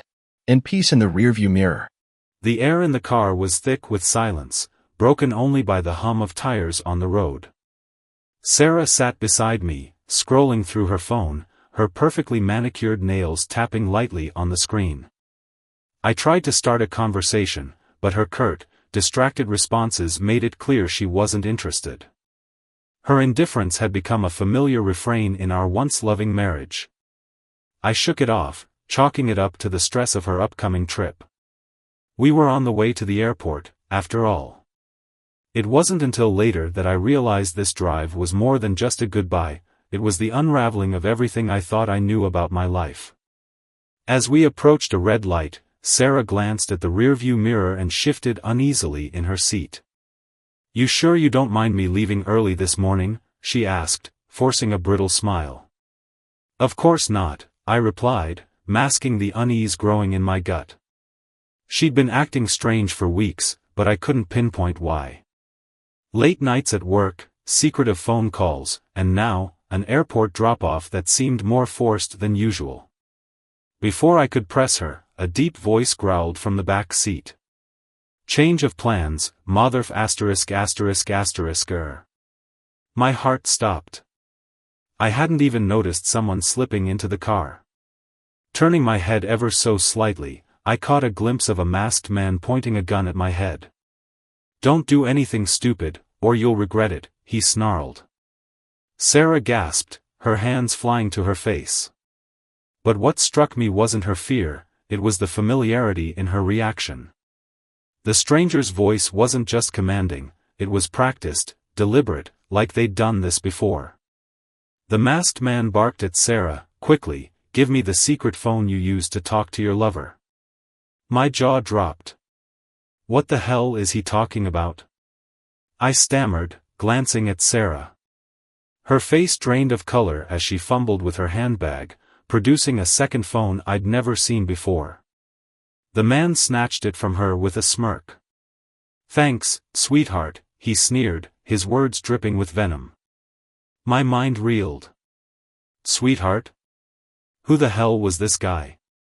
And why did Sarah have a second phone? The light turned green, and the man shouted, drive.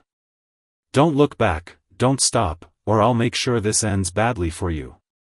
Terror gripped me as I followed his orders, my thoughts racing. How had this become my life? Just hours ago, I was a husband trying to salvage a strained marriage. Now, I was a pawn in some bizarre nightmare I didn't understand. Sarah sobbed beside me, but her tears didn't feel genuine. They felt calculated, rehearsed. I wanted to scream at her, demand answers, but with a gun at my head, all I could do was grip the wheel and pray. The man leaned forward, his breath hot against my neck. Keep driving. We're not done yet.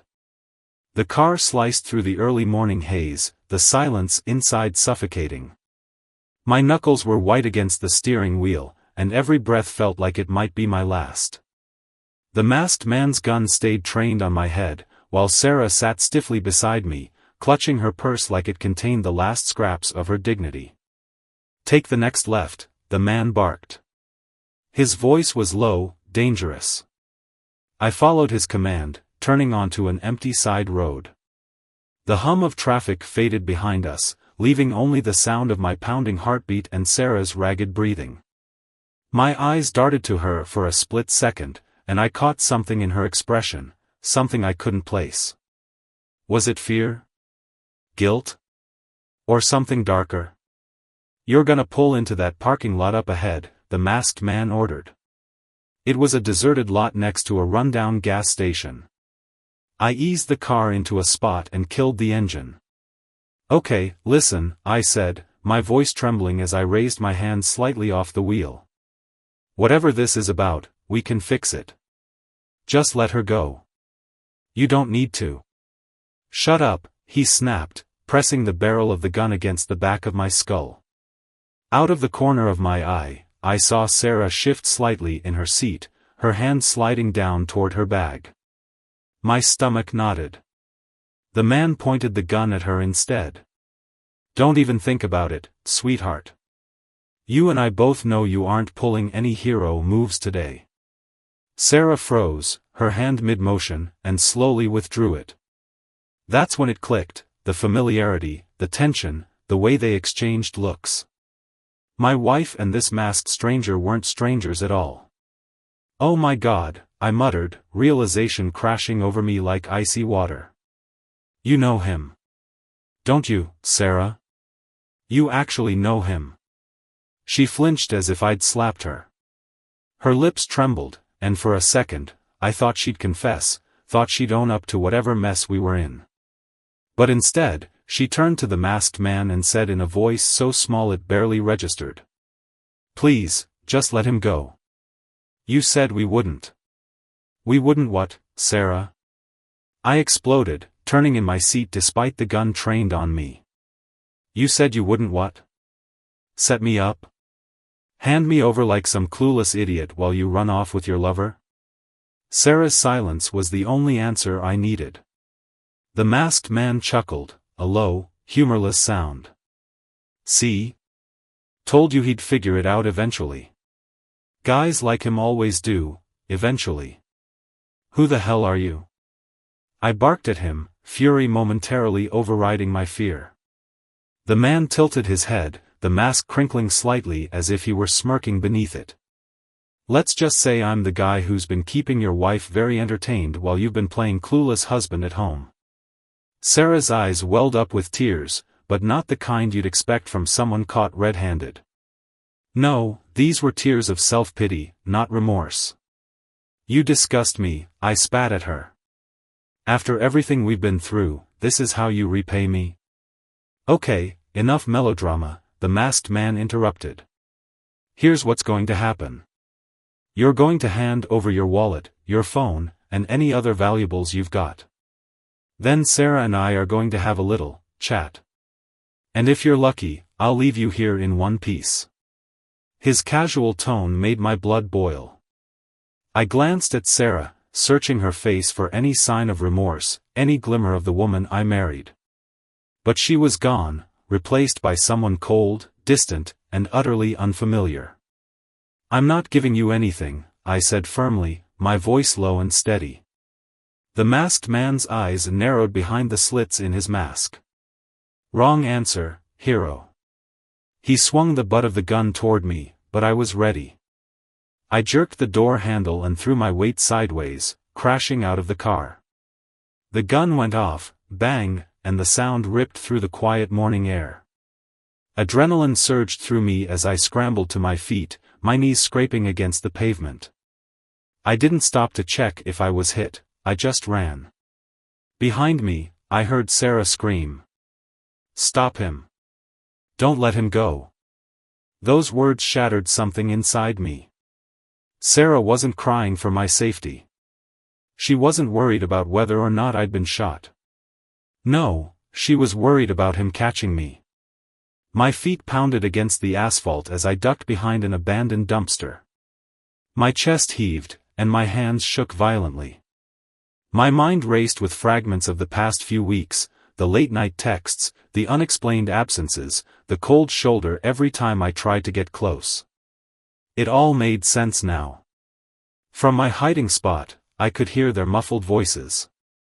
"Find him," Sarah hissed. "We can't let him get away now." I covered my mouth with my hand to stifle the sound of my ragged breathing. My wife, was conspiring against me. The realization hit me like a freight train. I was never supposed to make it out of that car alive. And Sarah? The woman I loved, the woman I'd built my life with, she was willing to stand by and watch it happen. But if they thought I was going to roll over and die quietly, they were dead wrong. The sharp chill of the morning air burned my lungs as I crouched behind the rusted dumpster. My pulse thundered in my ears, drowning out everything except the faint sound of Sarah's frantic voice and the heavy boots of her lover pacing the asphalt. "Where the hell did he go?" the masked man barked. Sarah's voice wavered, but her words cut deep. "He couldn't have gotten far. Find him, Jason. Jason. His name is Jason." The name slashed through my mind like a rusty knife. The mask was slipping, both literally and figuratively. He wasn't some anonymous thug, he was Jason. A man Sarah had been seeing behind my back. A man she trusted enough to scheme with, to plan this. I gritted my teeth, the rage bubbling inside me threatening to erupt. But anger wouldn't save me right now, cunning would. The heavy footsteps grew fainter as Jason moved further into the lot. I peeked around the corner of the dumpster and spotted Sarah standing by the car, her arms crossed tightly over her chest. Her phone was in her hand, the secret phone. She was scrolling, typing something. Calling someone, maybe. I couldn't stay here. I had to move. Slowly, silently, I crept along the edge of the dumpster and darted toward the gas station building. My shoes barely made a sound against the cracked pavement, but every movement felt amplified in my ears. The gas station was long abandoned, broken windows, graffiti-stained walls, and an overturned trash bin blocking the entrance. I ducked inside, pressing my back against the wall and trying to slow my frantic breathing. From outside, I heard Jason's angry shout. "He's not here, Sarah." "He's smarter than I thought," Sarah muttered bitterly. "But it doesn't matter. He can't run forever." I clenched my fists so tightly my nails bit into my palms. Her voice, so cold, so detached, was unrecognizable. This was the same woman who used to fall asleep on my chest after long nights talking about our dreams, our future. And now, she was plotting my end with her boyfriend. My phone. It was still in my pocket. My hands trembled as I pulled it out, but reality crashed over me like a wave. I had no signal. Of course. The only way out of this was through them. I peeked around the edge of the window frame, spotting Jason stomping back toward the car, gun still in hand. He was furious, waving his arms as he yelled at Sarah. And then, just like that, I saw it, a chance. Jason was pacing, distracted. Sarah was turned away from him, still fixated on her phone. If I moved now, if I was fast enough. I bolted. My feet hit the pavement hard as I sprinted toward them, gravel crunching beneath my soles. Jason spun around, eyes wide behind the mask. "Hey," he shouted, raising the gun. But I was already there. My shoulder slammed into him, and we went down in a tangle of limbs. The gun clattered to the ground, spinning away across the pavement. Jason roared, swinging his fist into my ribs, but I was fueled by something raw, something primal. I grabbed his head and smashed it into the concrete. Once. Twice. Sarah screamed, dropping her phone as she backed away. "Derek! Stop!" she shrieked. But I didn't stop. Not until Jason stopped moving. His chest rose and fell weakly, and blood trickled from his forehead. I staggered to my feet, chest heaving, and turned to face Sarah. She was trembling, mascara streaked down her cheeks, but even now, even in this moment, her eyes still held something sharp. Defiance. "You're insane," she spat, her voice trembling but venomous. "I'm insane?" I barked, stepping closer.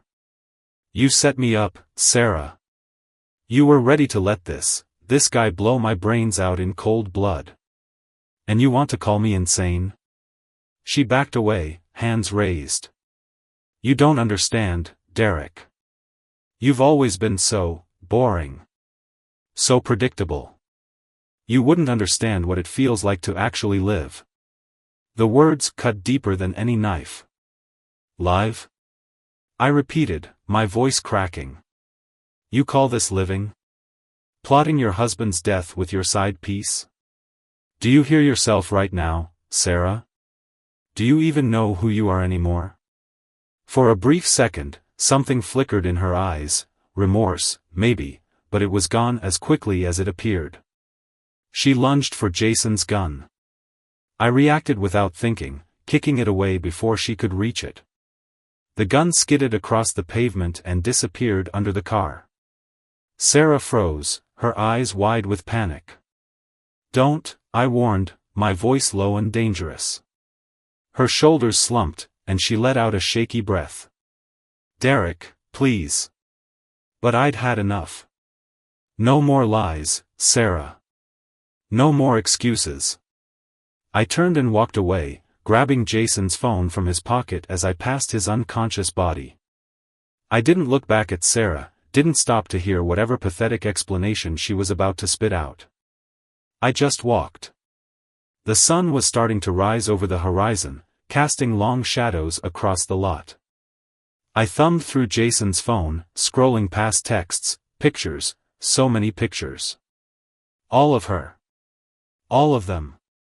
My stomach turned, but my steps never faltered. The sun crept higher over the horizon as I walked down the cracked asphalt road, Jason's phone clutched tightly in my hand. My heart still pounded in my chest, and my head throbbed from the adrenaline crash. Behind me, the car and the wreckage of my life grew smaller with each step. I thumbed through the phone again, bile rising in my throat as I stared at the texts. "Sarah, can't wait to see you again. He's such an idiot. Doesn't suspect a thing. Jason, don't worry, babe. Soon, he won't be in the picture at all. Just stick to the plan. Sarah, I'm scared he'll figure it out. He's been asking questions.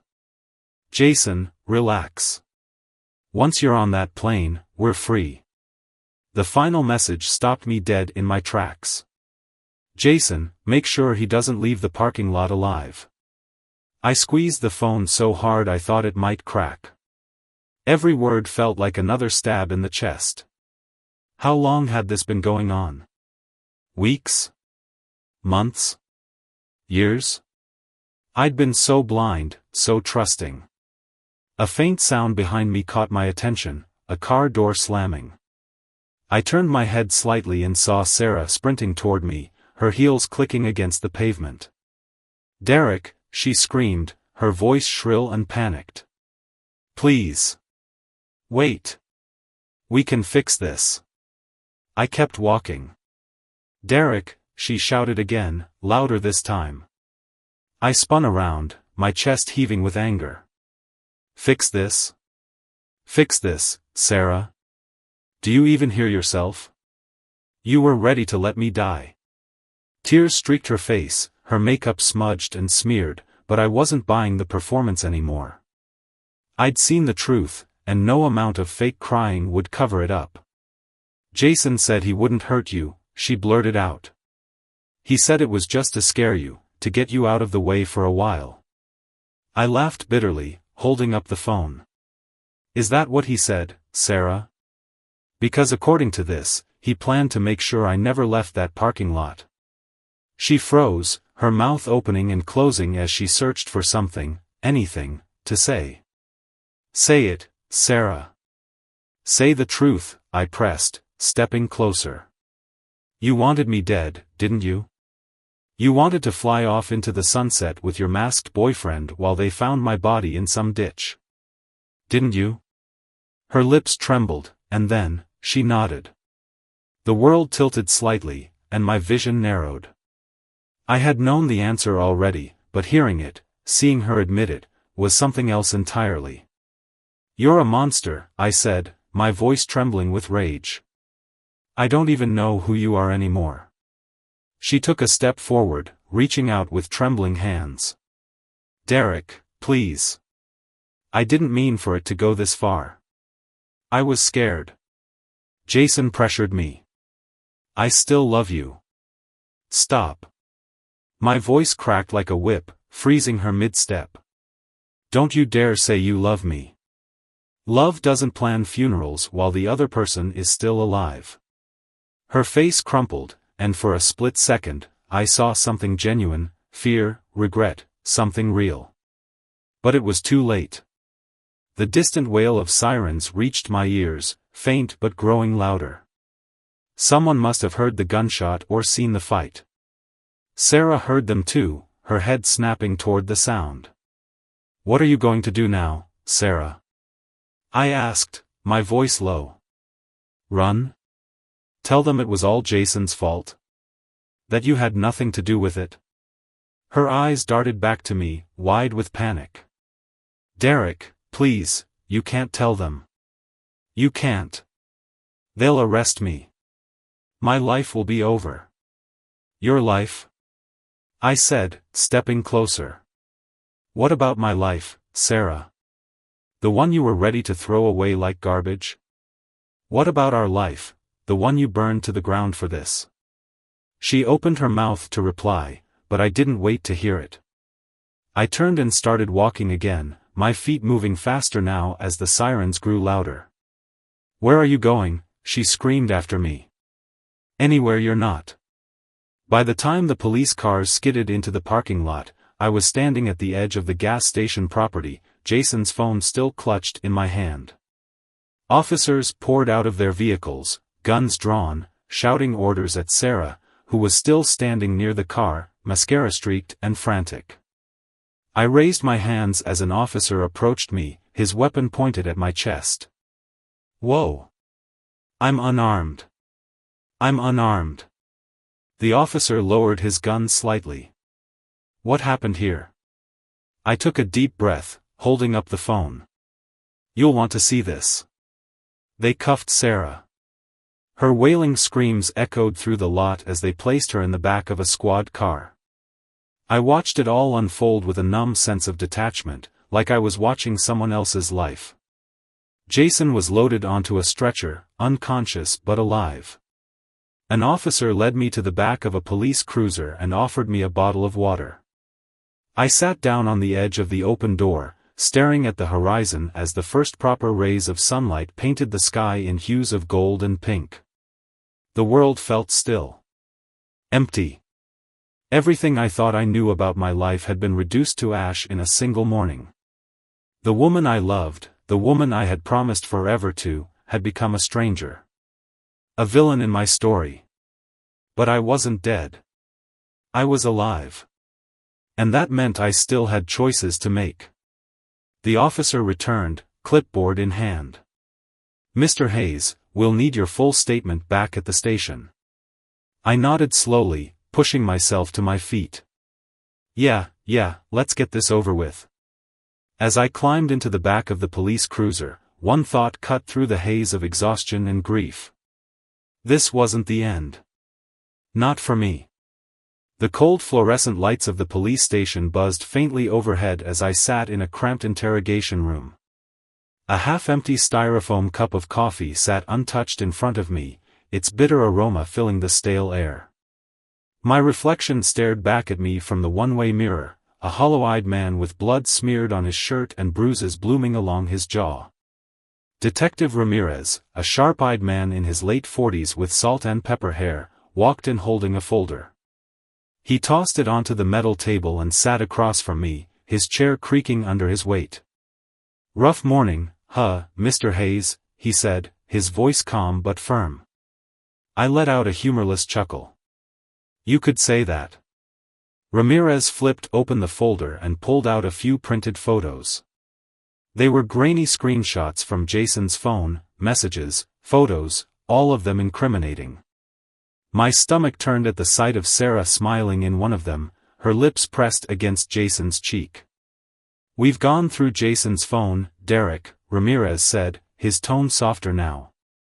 "It's pretty damning stuff. Your wife wasn't just cheating, this was premeditated. They planned to get you out of the picture permanently." I rubbed my face with trembling hands, the weight of the words sinking into my bones. What happens now? Jason's still unconscious, but when he wakes up, he'll be facing charges for attempted murder, conspiracy, and a few other fun ones. Your wife, though, she's a little more complicated. I looked up sharply. Complicated? How?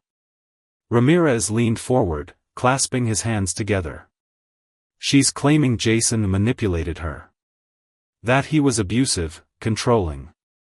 She's painting herself as a scared woman who got in over her head. I slammed my fist onto the table, making the coffee cup jump. Are you kidding me? She was in on it, detective. She handed him the damn phone, told him where to find me, watched as he held a gun to my head. Ramirez nodded calmly. I believe you, Derek. But courtrooms don't care about emotions, they care about evidence. And right now, Sarah's playing the victim card hard. I leaned back in my chair, chest heaving with frustration. She was going to try to slither out of this. Of course she was. Sarah had always been good at spinning stories, making herself look like the wounded bird in every situation. What do I do? I asked finally, my voice low and defeated. Ramirez slid Jason's phone across the table to me. Keep this. Make copies of everything on it. And get yourself a damn good lawyer. You'll need it. It felt like hours later when I finally stepped out of the police station. The morning sun was higher now, blinding and sharp. My phone buzzed in my pocket, it was Sarah. Her name flashed across the screen, her profile picture still one of our wedding photos. I stared at it for a long moment before answering. What do you want, Sarah? I said, my voice cold. Derek, she sobbed on the other end. Please, you have to believe me. Jason was crazy. He forced me into everything. I didn't know what to do. I clenched my jaw, my free hand balling into a fist. Stop lying, Sarah. I saw the texts. I heard everything. You didn't look scared when you handed him the phone. You didn't look scared when you told him where to find me. She went silent for a moment, her fake sobs evaporating into a tense silence. Then her voice dropped into something sharper, colder. Fine. You want the truth, Derek? You were boring. You were weak. Jason made me feel alive. And yeah, maybe we took things too far, but you weren't supposed to fight back. You were supposed to just go away. My breath caught in my throat. There it was, the real Sarah. The cruel, venomous woman I'd been blind to for so long. You're going to jail, Sarah, I said flatly. And when this is all over, I'll make sure everyone knows exactly who you are. She laughed, a sharp, hollow sound. Oh, Derek. You think you're the hero here? You think anyone's going to believe you over me? I'll have half the world feeling sorry for me by the time this is done. The call went dead. I lowered the phone from my ear and stared out at the busy street in front of the station. 2 days later, I sat across from my lawyer, Mark Holloway, in his sleek downtown office. Mark was a sharp, no-nonsense man in his late 30s with sharp suits and sharper instincts. You're in a mess, Derek, he said, sifting through the mountain of evidence I'd brought him. But we have enough here to bury both Jason and Sarah in court. The problem is public perception. I frowned. What do you mean? Sarah's building a narrative, Derek. She's painting herself as a victim of Jason's manipulation and your emotional instability. I laughed bitterly. Emotional instability? She tried to have me killed. Doesn't matter. The court of public opinion is going to eat her sob story up unless we fight back. We have to get ahead of this. I nodded slowly. So what do we do? Mark smirked and leaned back in his chair. We fight dirty. We release the messages, the photos, everything. We let the world see the real Sarah Hayes. No more masks. No more stories. I swallowed hard. Part of me hated the idea of airing out my dirty laundry in public, but another part, the angry, broken part, wanted everyone to see what she'd done. Do it, I said firmly. Mark nodded and stood up, extending his hand. We'll take them down, Derek. Both of them. As I left the office and stepped into the cool evening air, I felt something I hadn't felt since that gun pressed against the back of my skull, hope. This wasn't over, not by a long shot. But I was done being the victim. The storm hit hard 2 days after Mark released the evidence. It wasn't a physical storm, but the kind that comes with headlines, viral posts, and endless noise from every corner of the internet. Local wife involved in murder plot against husband, text messages reveal shocking details.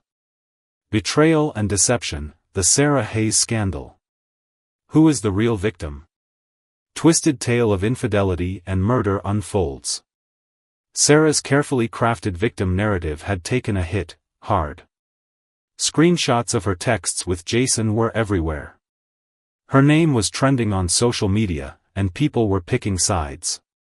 Some still clung to her story, calling her a frightened woman manipulated by a dangerous man. Others saw right through her performance and ripped her apart in the comment sections. Meanwhile, I sat in my dark living room, whiskey glass in hand, scrolling through the chaos on my phone. This guy went through hell. Imagine finding out your wife wants you dead. Sarah's lying. You can tell from the messages. She's cold-blooded. Honestly, Derek is pathetic. How did he not see this coming? That last one stung more than I wanted to admit. The doorbell rang, cutting through the silence. I set the whiskey down, grabbed the baseball bat I'd been keeping by the door, and peeked through the peephole. It was Sarah. She was standing there in a hoodie and sunglasses, looking more like a celebrity dodging paparazzi than a woman accused of conspiracy to murder her husband. Against my better judgment, I cracked the door open slightly. What the hell are you doing here, Sarah? I asked, my voice low and dangerous. She pulled off her sunglasses, her mascara-streaked eyes locking onto mine. Derek, please let me in. We need to talk. I stared at her for a long moment before stepping aside and letting her into the living room. She walked in cautiously, her eyes darting to the whiskey glass and the bat by the door. I shouldn't have let you in, I said flatly. You've got 10 minutes. Talk. She sank onto the couch, her hands trembling as she clasped them in her lap. Everything's falling apart, Derek, she said, her voice quivering. People are calling me a monster. My family won't even return my calls. I didn't think it would end up like this. I crossed my arms, leaning against the wall. What did you think would happen, Sarah? That Jason would kill me, and you'd ride off into the sunset without consequences? Are you that delusional? Tears welled up in her eyes, but I felt nothing. No sympathy. No pity. Just a cold emptiness. I was scared, she whispered. Jason, he pushed me. He said we had to get rid of you, or he'd hurt me too. I let out a sharp laugh. Oh, come on, Sarah. You're still running this victim routine. You had every chance to back out. You could have told me. You could have gone to the police. But no, you handed him a burner phone and plotted my death. Her face twisted with frustration, and the mask slipped for just a moment. "Do you think this is easy for me, Derek? Do you think I wanted any of this?" I stepped closer, my voice low and sharp. "No, Sarah. I think you wanted exactly this. You wanted me gone so you and Jason could have your little fantasy life. And when things went sideways, you decided to play the victim." She flinched at my words, her lower lip trembling. "Why are you really here, Sarah?" I asked. "Because if you're expecting me to forgive you, you're even more delusional than I thought." She hesitated, her eyes darting toward her bag. Then she pulled out a manila envelope and held it out toward me. "What's this?" I asked. "Jason woke up," she said softly. "He's awake, and he's talking. But not just about me, about you." I snatched the envelope and tore it open. Inside were copies of emails, messages, and a document, an accusation from Jason claiming I had known about the plan all along, that I had been in on it until things went wrong. "They're trying to pin this on me?" I said, disbelief flooding my voice. Sarah nodded. "Jason's saying you were in on the plan, that you changed your mind at the last second and tried to double-cross him. He's trying to make you look like the mastermind." My stomach dropped. This wasn't just about betrayal anymore, this was about survival. Jason was trying to drag me down with him, and Sarah, well, she was playing both sides. "Why show me this?" I asked. She looked down, her voice trembling. "Because if Jason takes me down, he'll take you down too. And neither of us will walk away from this." I stared at her, my mind racing. Could I trust her? Of course not. But if Jason was twisting the narrative, I had to act fast. "Get out, Sarah," I said, pointing to the door. She stood, pulling her sunglasses back on. "Derek. I don't want to go to prison." "You should have thought about that before you handed Jason the phone," I said coldly. She hesitated for a moment before walking to the door. As it closed behind her, I collapsed onto the couch, clutching the envelope in my hands. Mark's office was quiet as he skimmed through the contents of the envelope. His jaw clenched, and he let out a long breath. "This changes everything," he said. "If Jason's framing you, we need to get ahead of this, fast. Otherwise, you could end up in just as much trouble as they are." "What do we do?" I asked. Mark leaned back, tapping his pen against his desk.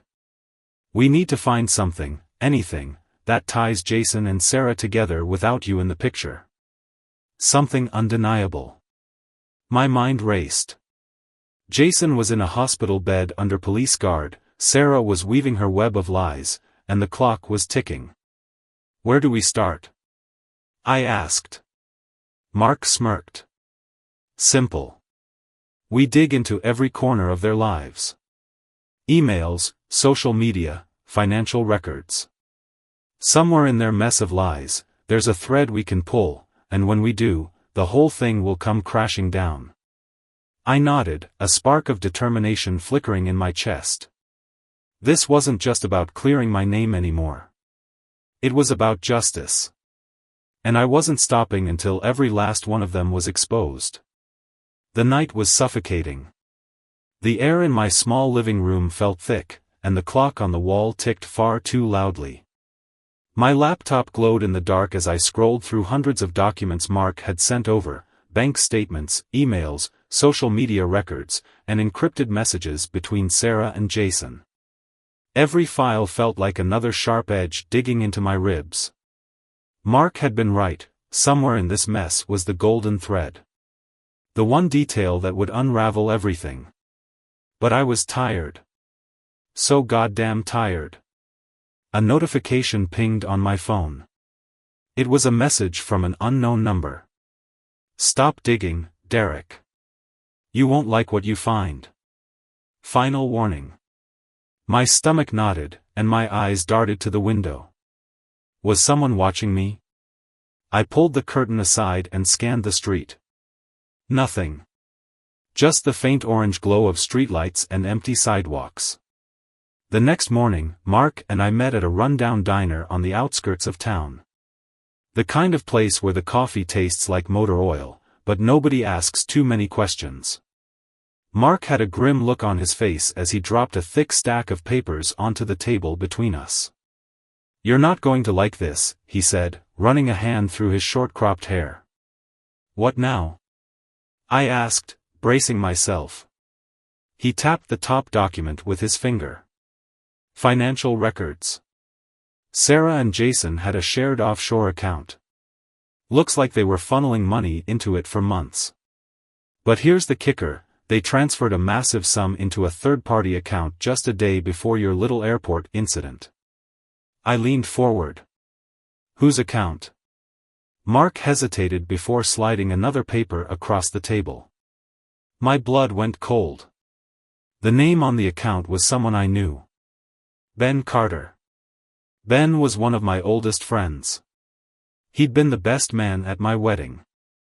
We'd spent years working together before he moved out of state. Ben? I choked out. What does he have to do with this? Mark sighed. I don't know yet. But his name is on that account, and the timing is too perfect to ignore. I felt the world tilt slightly. First Sarah, then Jason, and now Ben. Was there anyone left in my life who hadn't betrayed me? That evening, I called Ben. "Hey, Derek," he answered, his voice casual, as if everything was fine. "Ben, we need to talk. In person." There was a pause on the other end. Sure. Everything okay? Just meet me at our old spot by the lake. Tonight. 9 o'clock. Alright, man. See you there. I hung up and stared at my phone.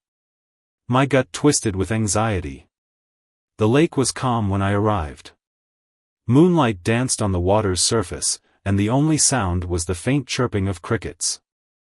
I stood near the edge of the dock, my hands shoved into my jacket pockets, trying to steady my breathing. Headlights cut through the darkness, and Ben's car rolled up. He stepped out, wearing his usual jeans and flannel shirt, hands stuffed into his pockets. "Derek," he said cautiously as he approached. "You look like hell, man." "Cut the crap, Ben," I said sharply. "I know about the offshore account. I know about the money Sarah and Jason transferred to you. What the hell is going on?" Ben froze, his face pale under the moonlight. "Derek, listen." "No." I snapped, stepping closer. "You don't get to listen your way out of this. You were supposed to be my friend.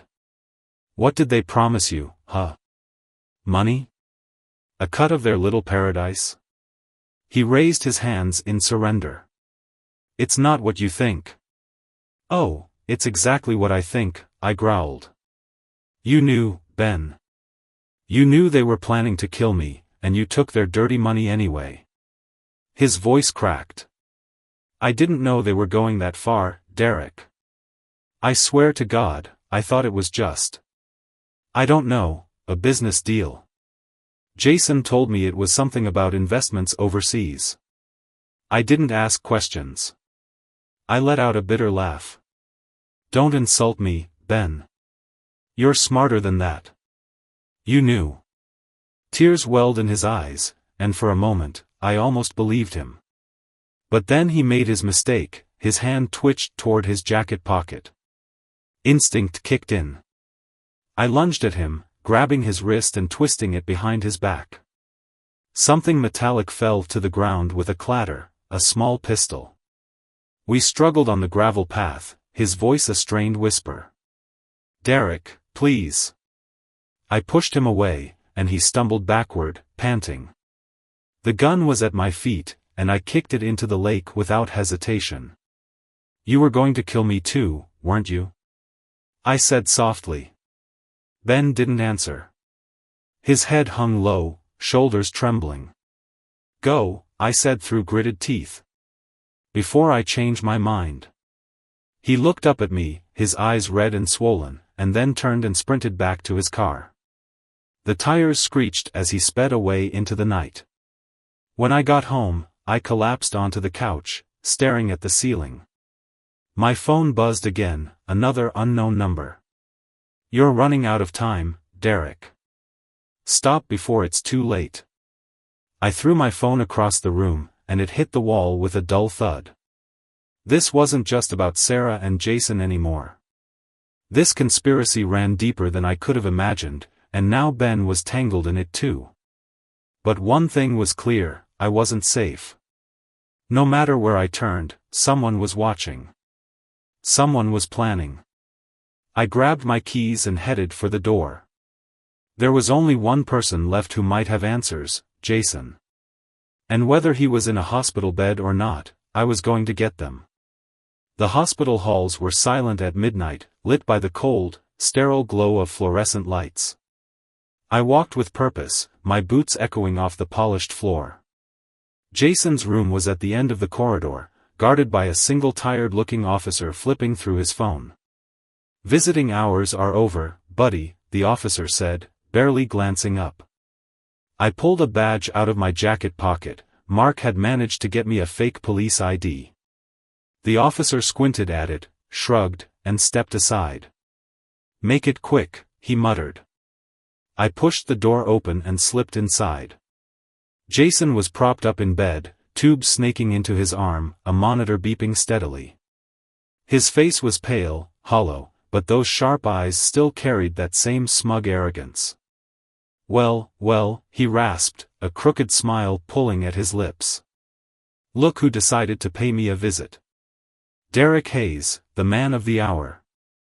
I closed the door behind me, locking it. "We're done playing games, Jason." Jason chuckled weakly. "Oh, Derek. You still think you're the hero in this story, don't you? You're just another pawn on the board." I stepped closer, looming over him. "I know about the offshore accounts. I know about Sarah's texts. I know about Ben. But what I don't know, is why. Why did this all start? Why did you want me dead?" Jason's smile faded, and for a moment, something flickered in his eyes, pity, maybe even regret. "Because you were in the way, Derek. Simple as that. Sarah wanted a fresh start, and I wanted her. You were just collateral damage." His words hit me harder than I expected. The casual dismissal of my life, my marriage, my entire existence reduced to nothing more than a footnote in their little romance novel. "You underestimated me," I said through gritted teeth. Jason smirked. "Yeah, I did.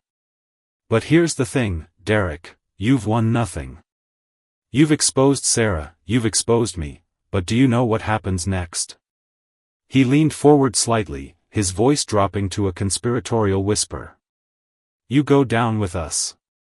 I froze. Jason's smile widened. "You really think Sarah hasn't been busy?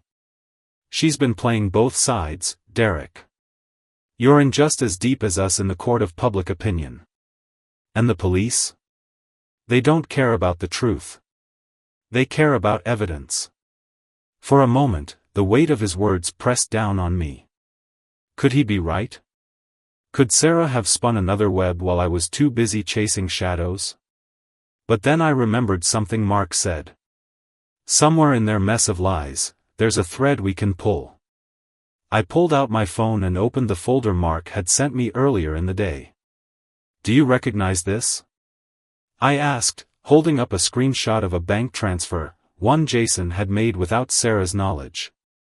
Jason's smile faltered. "That's right," I said softly. "You were planning to cut her out, weren't you? You were going to take the money and disappear without her. She doesn't know about this, does she?"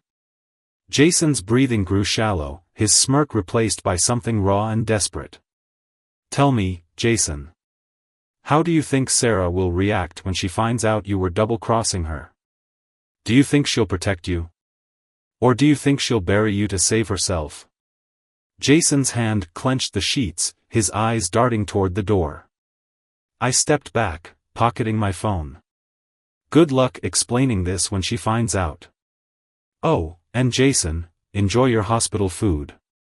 I turned and walked out, leaving him gasping for air in his bed. The sun was rising when I pulled into my driveway. The weight of the past few weeks pressed on me like an anchor tied to my chest. My phone buzzed with a message from Mark. Sarah's been arrested. She tried to flee the state last night. The cops have the full file on Jason now too. It's over, Derek. I let out a breath I hadn't realized I was holding. It was over. But the victory felt hollow. My marriage was destroyed. My trust in people, shattered. And the life I had built was nothing but smoldering ruins. A month later, I sat across from Mark in the same diner where we'd pieced this nightmare together. You okay? He asked, sipping his coffee. I nodded slowly. Getting there. Sarah's trial starts next week. Jason's probably going to flip on her to get a lighter sentence, but they're both done. Mark leaned back in his chair, studying me. And you? What's next for you, Derek? I stared out the window at the sunrise breaking over the horizon. I don't know, I admitted. But whatever it is, it won't involve looking over my shoulder anymore. Mark raised his mug in a silent toast, and I clinked mine against his. Epilogue. Sarah was sentenced to 20 years in prison for conspiracy to commit murder and financial fraud. Jason, ever the coward, took a plea deal and got 15. Ben disappeared into obscurity, his reputation destroyed. As for me, I sold the house. Packed up my things. Started over in a new city with a clean slate. Trust didn't come easily anymore, and maybe it never would again. But every day, I reminded myself of one simple truth. Sometimes, survival is the only victory you need. And with that, I walked forward, leaving the wreckage of my past behind me. The end.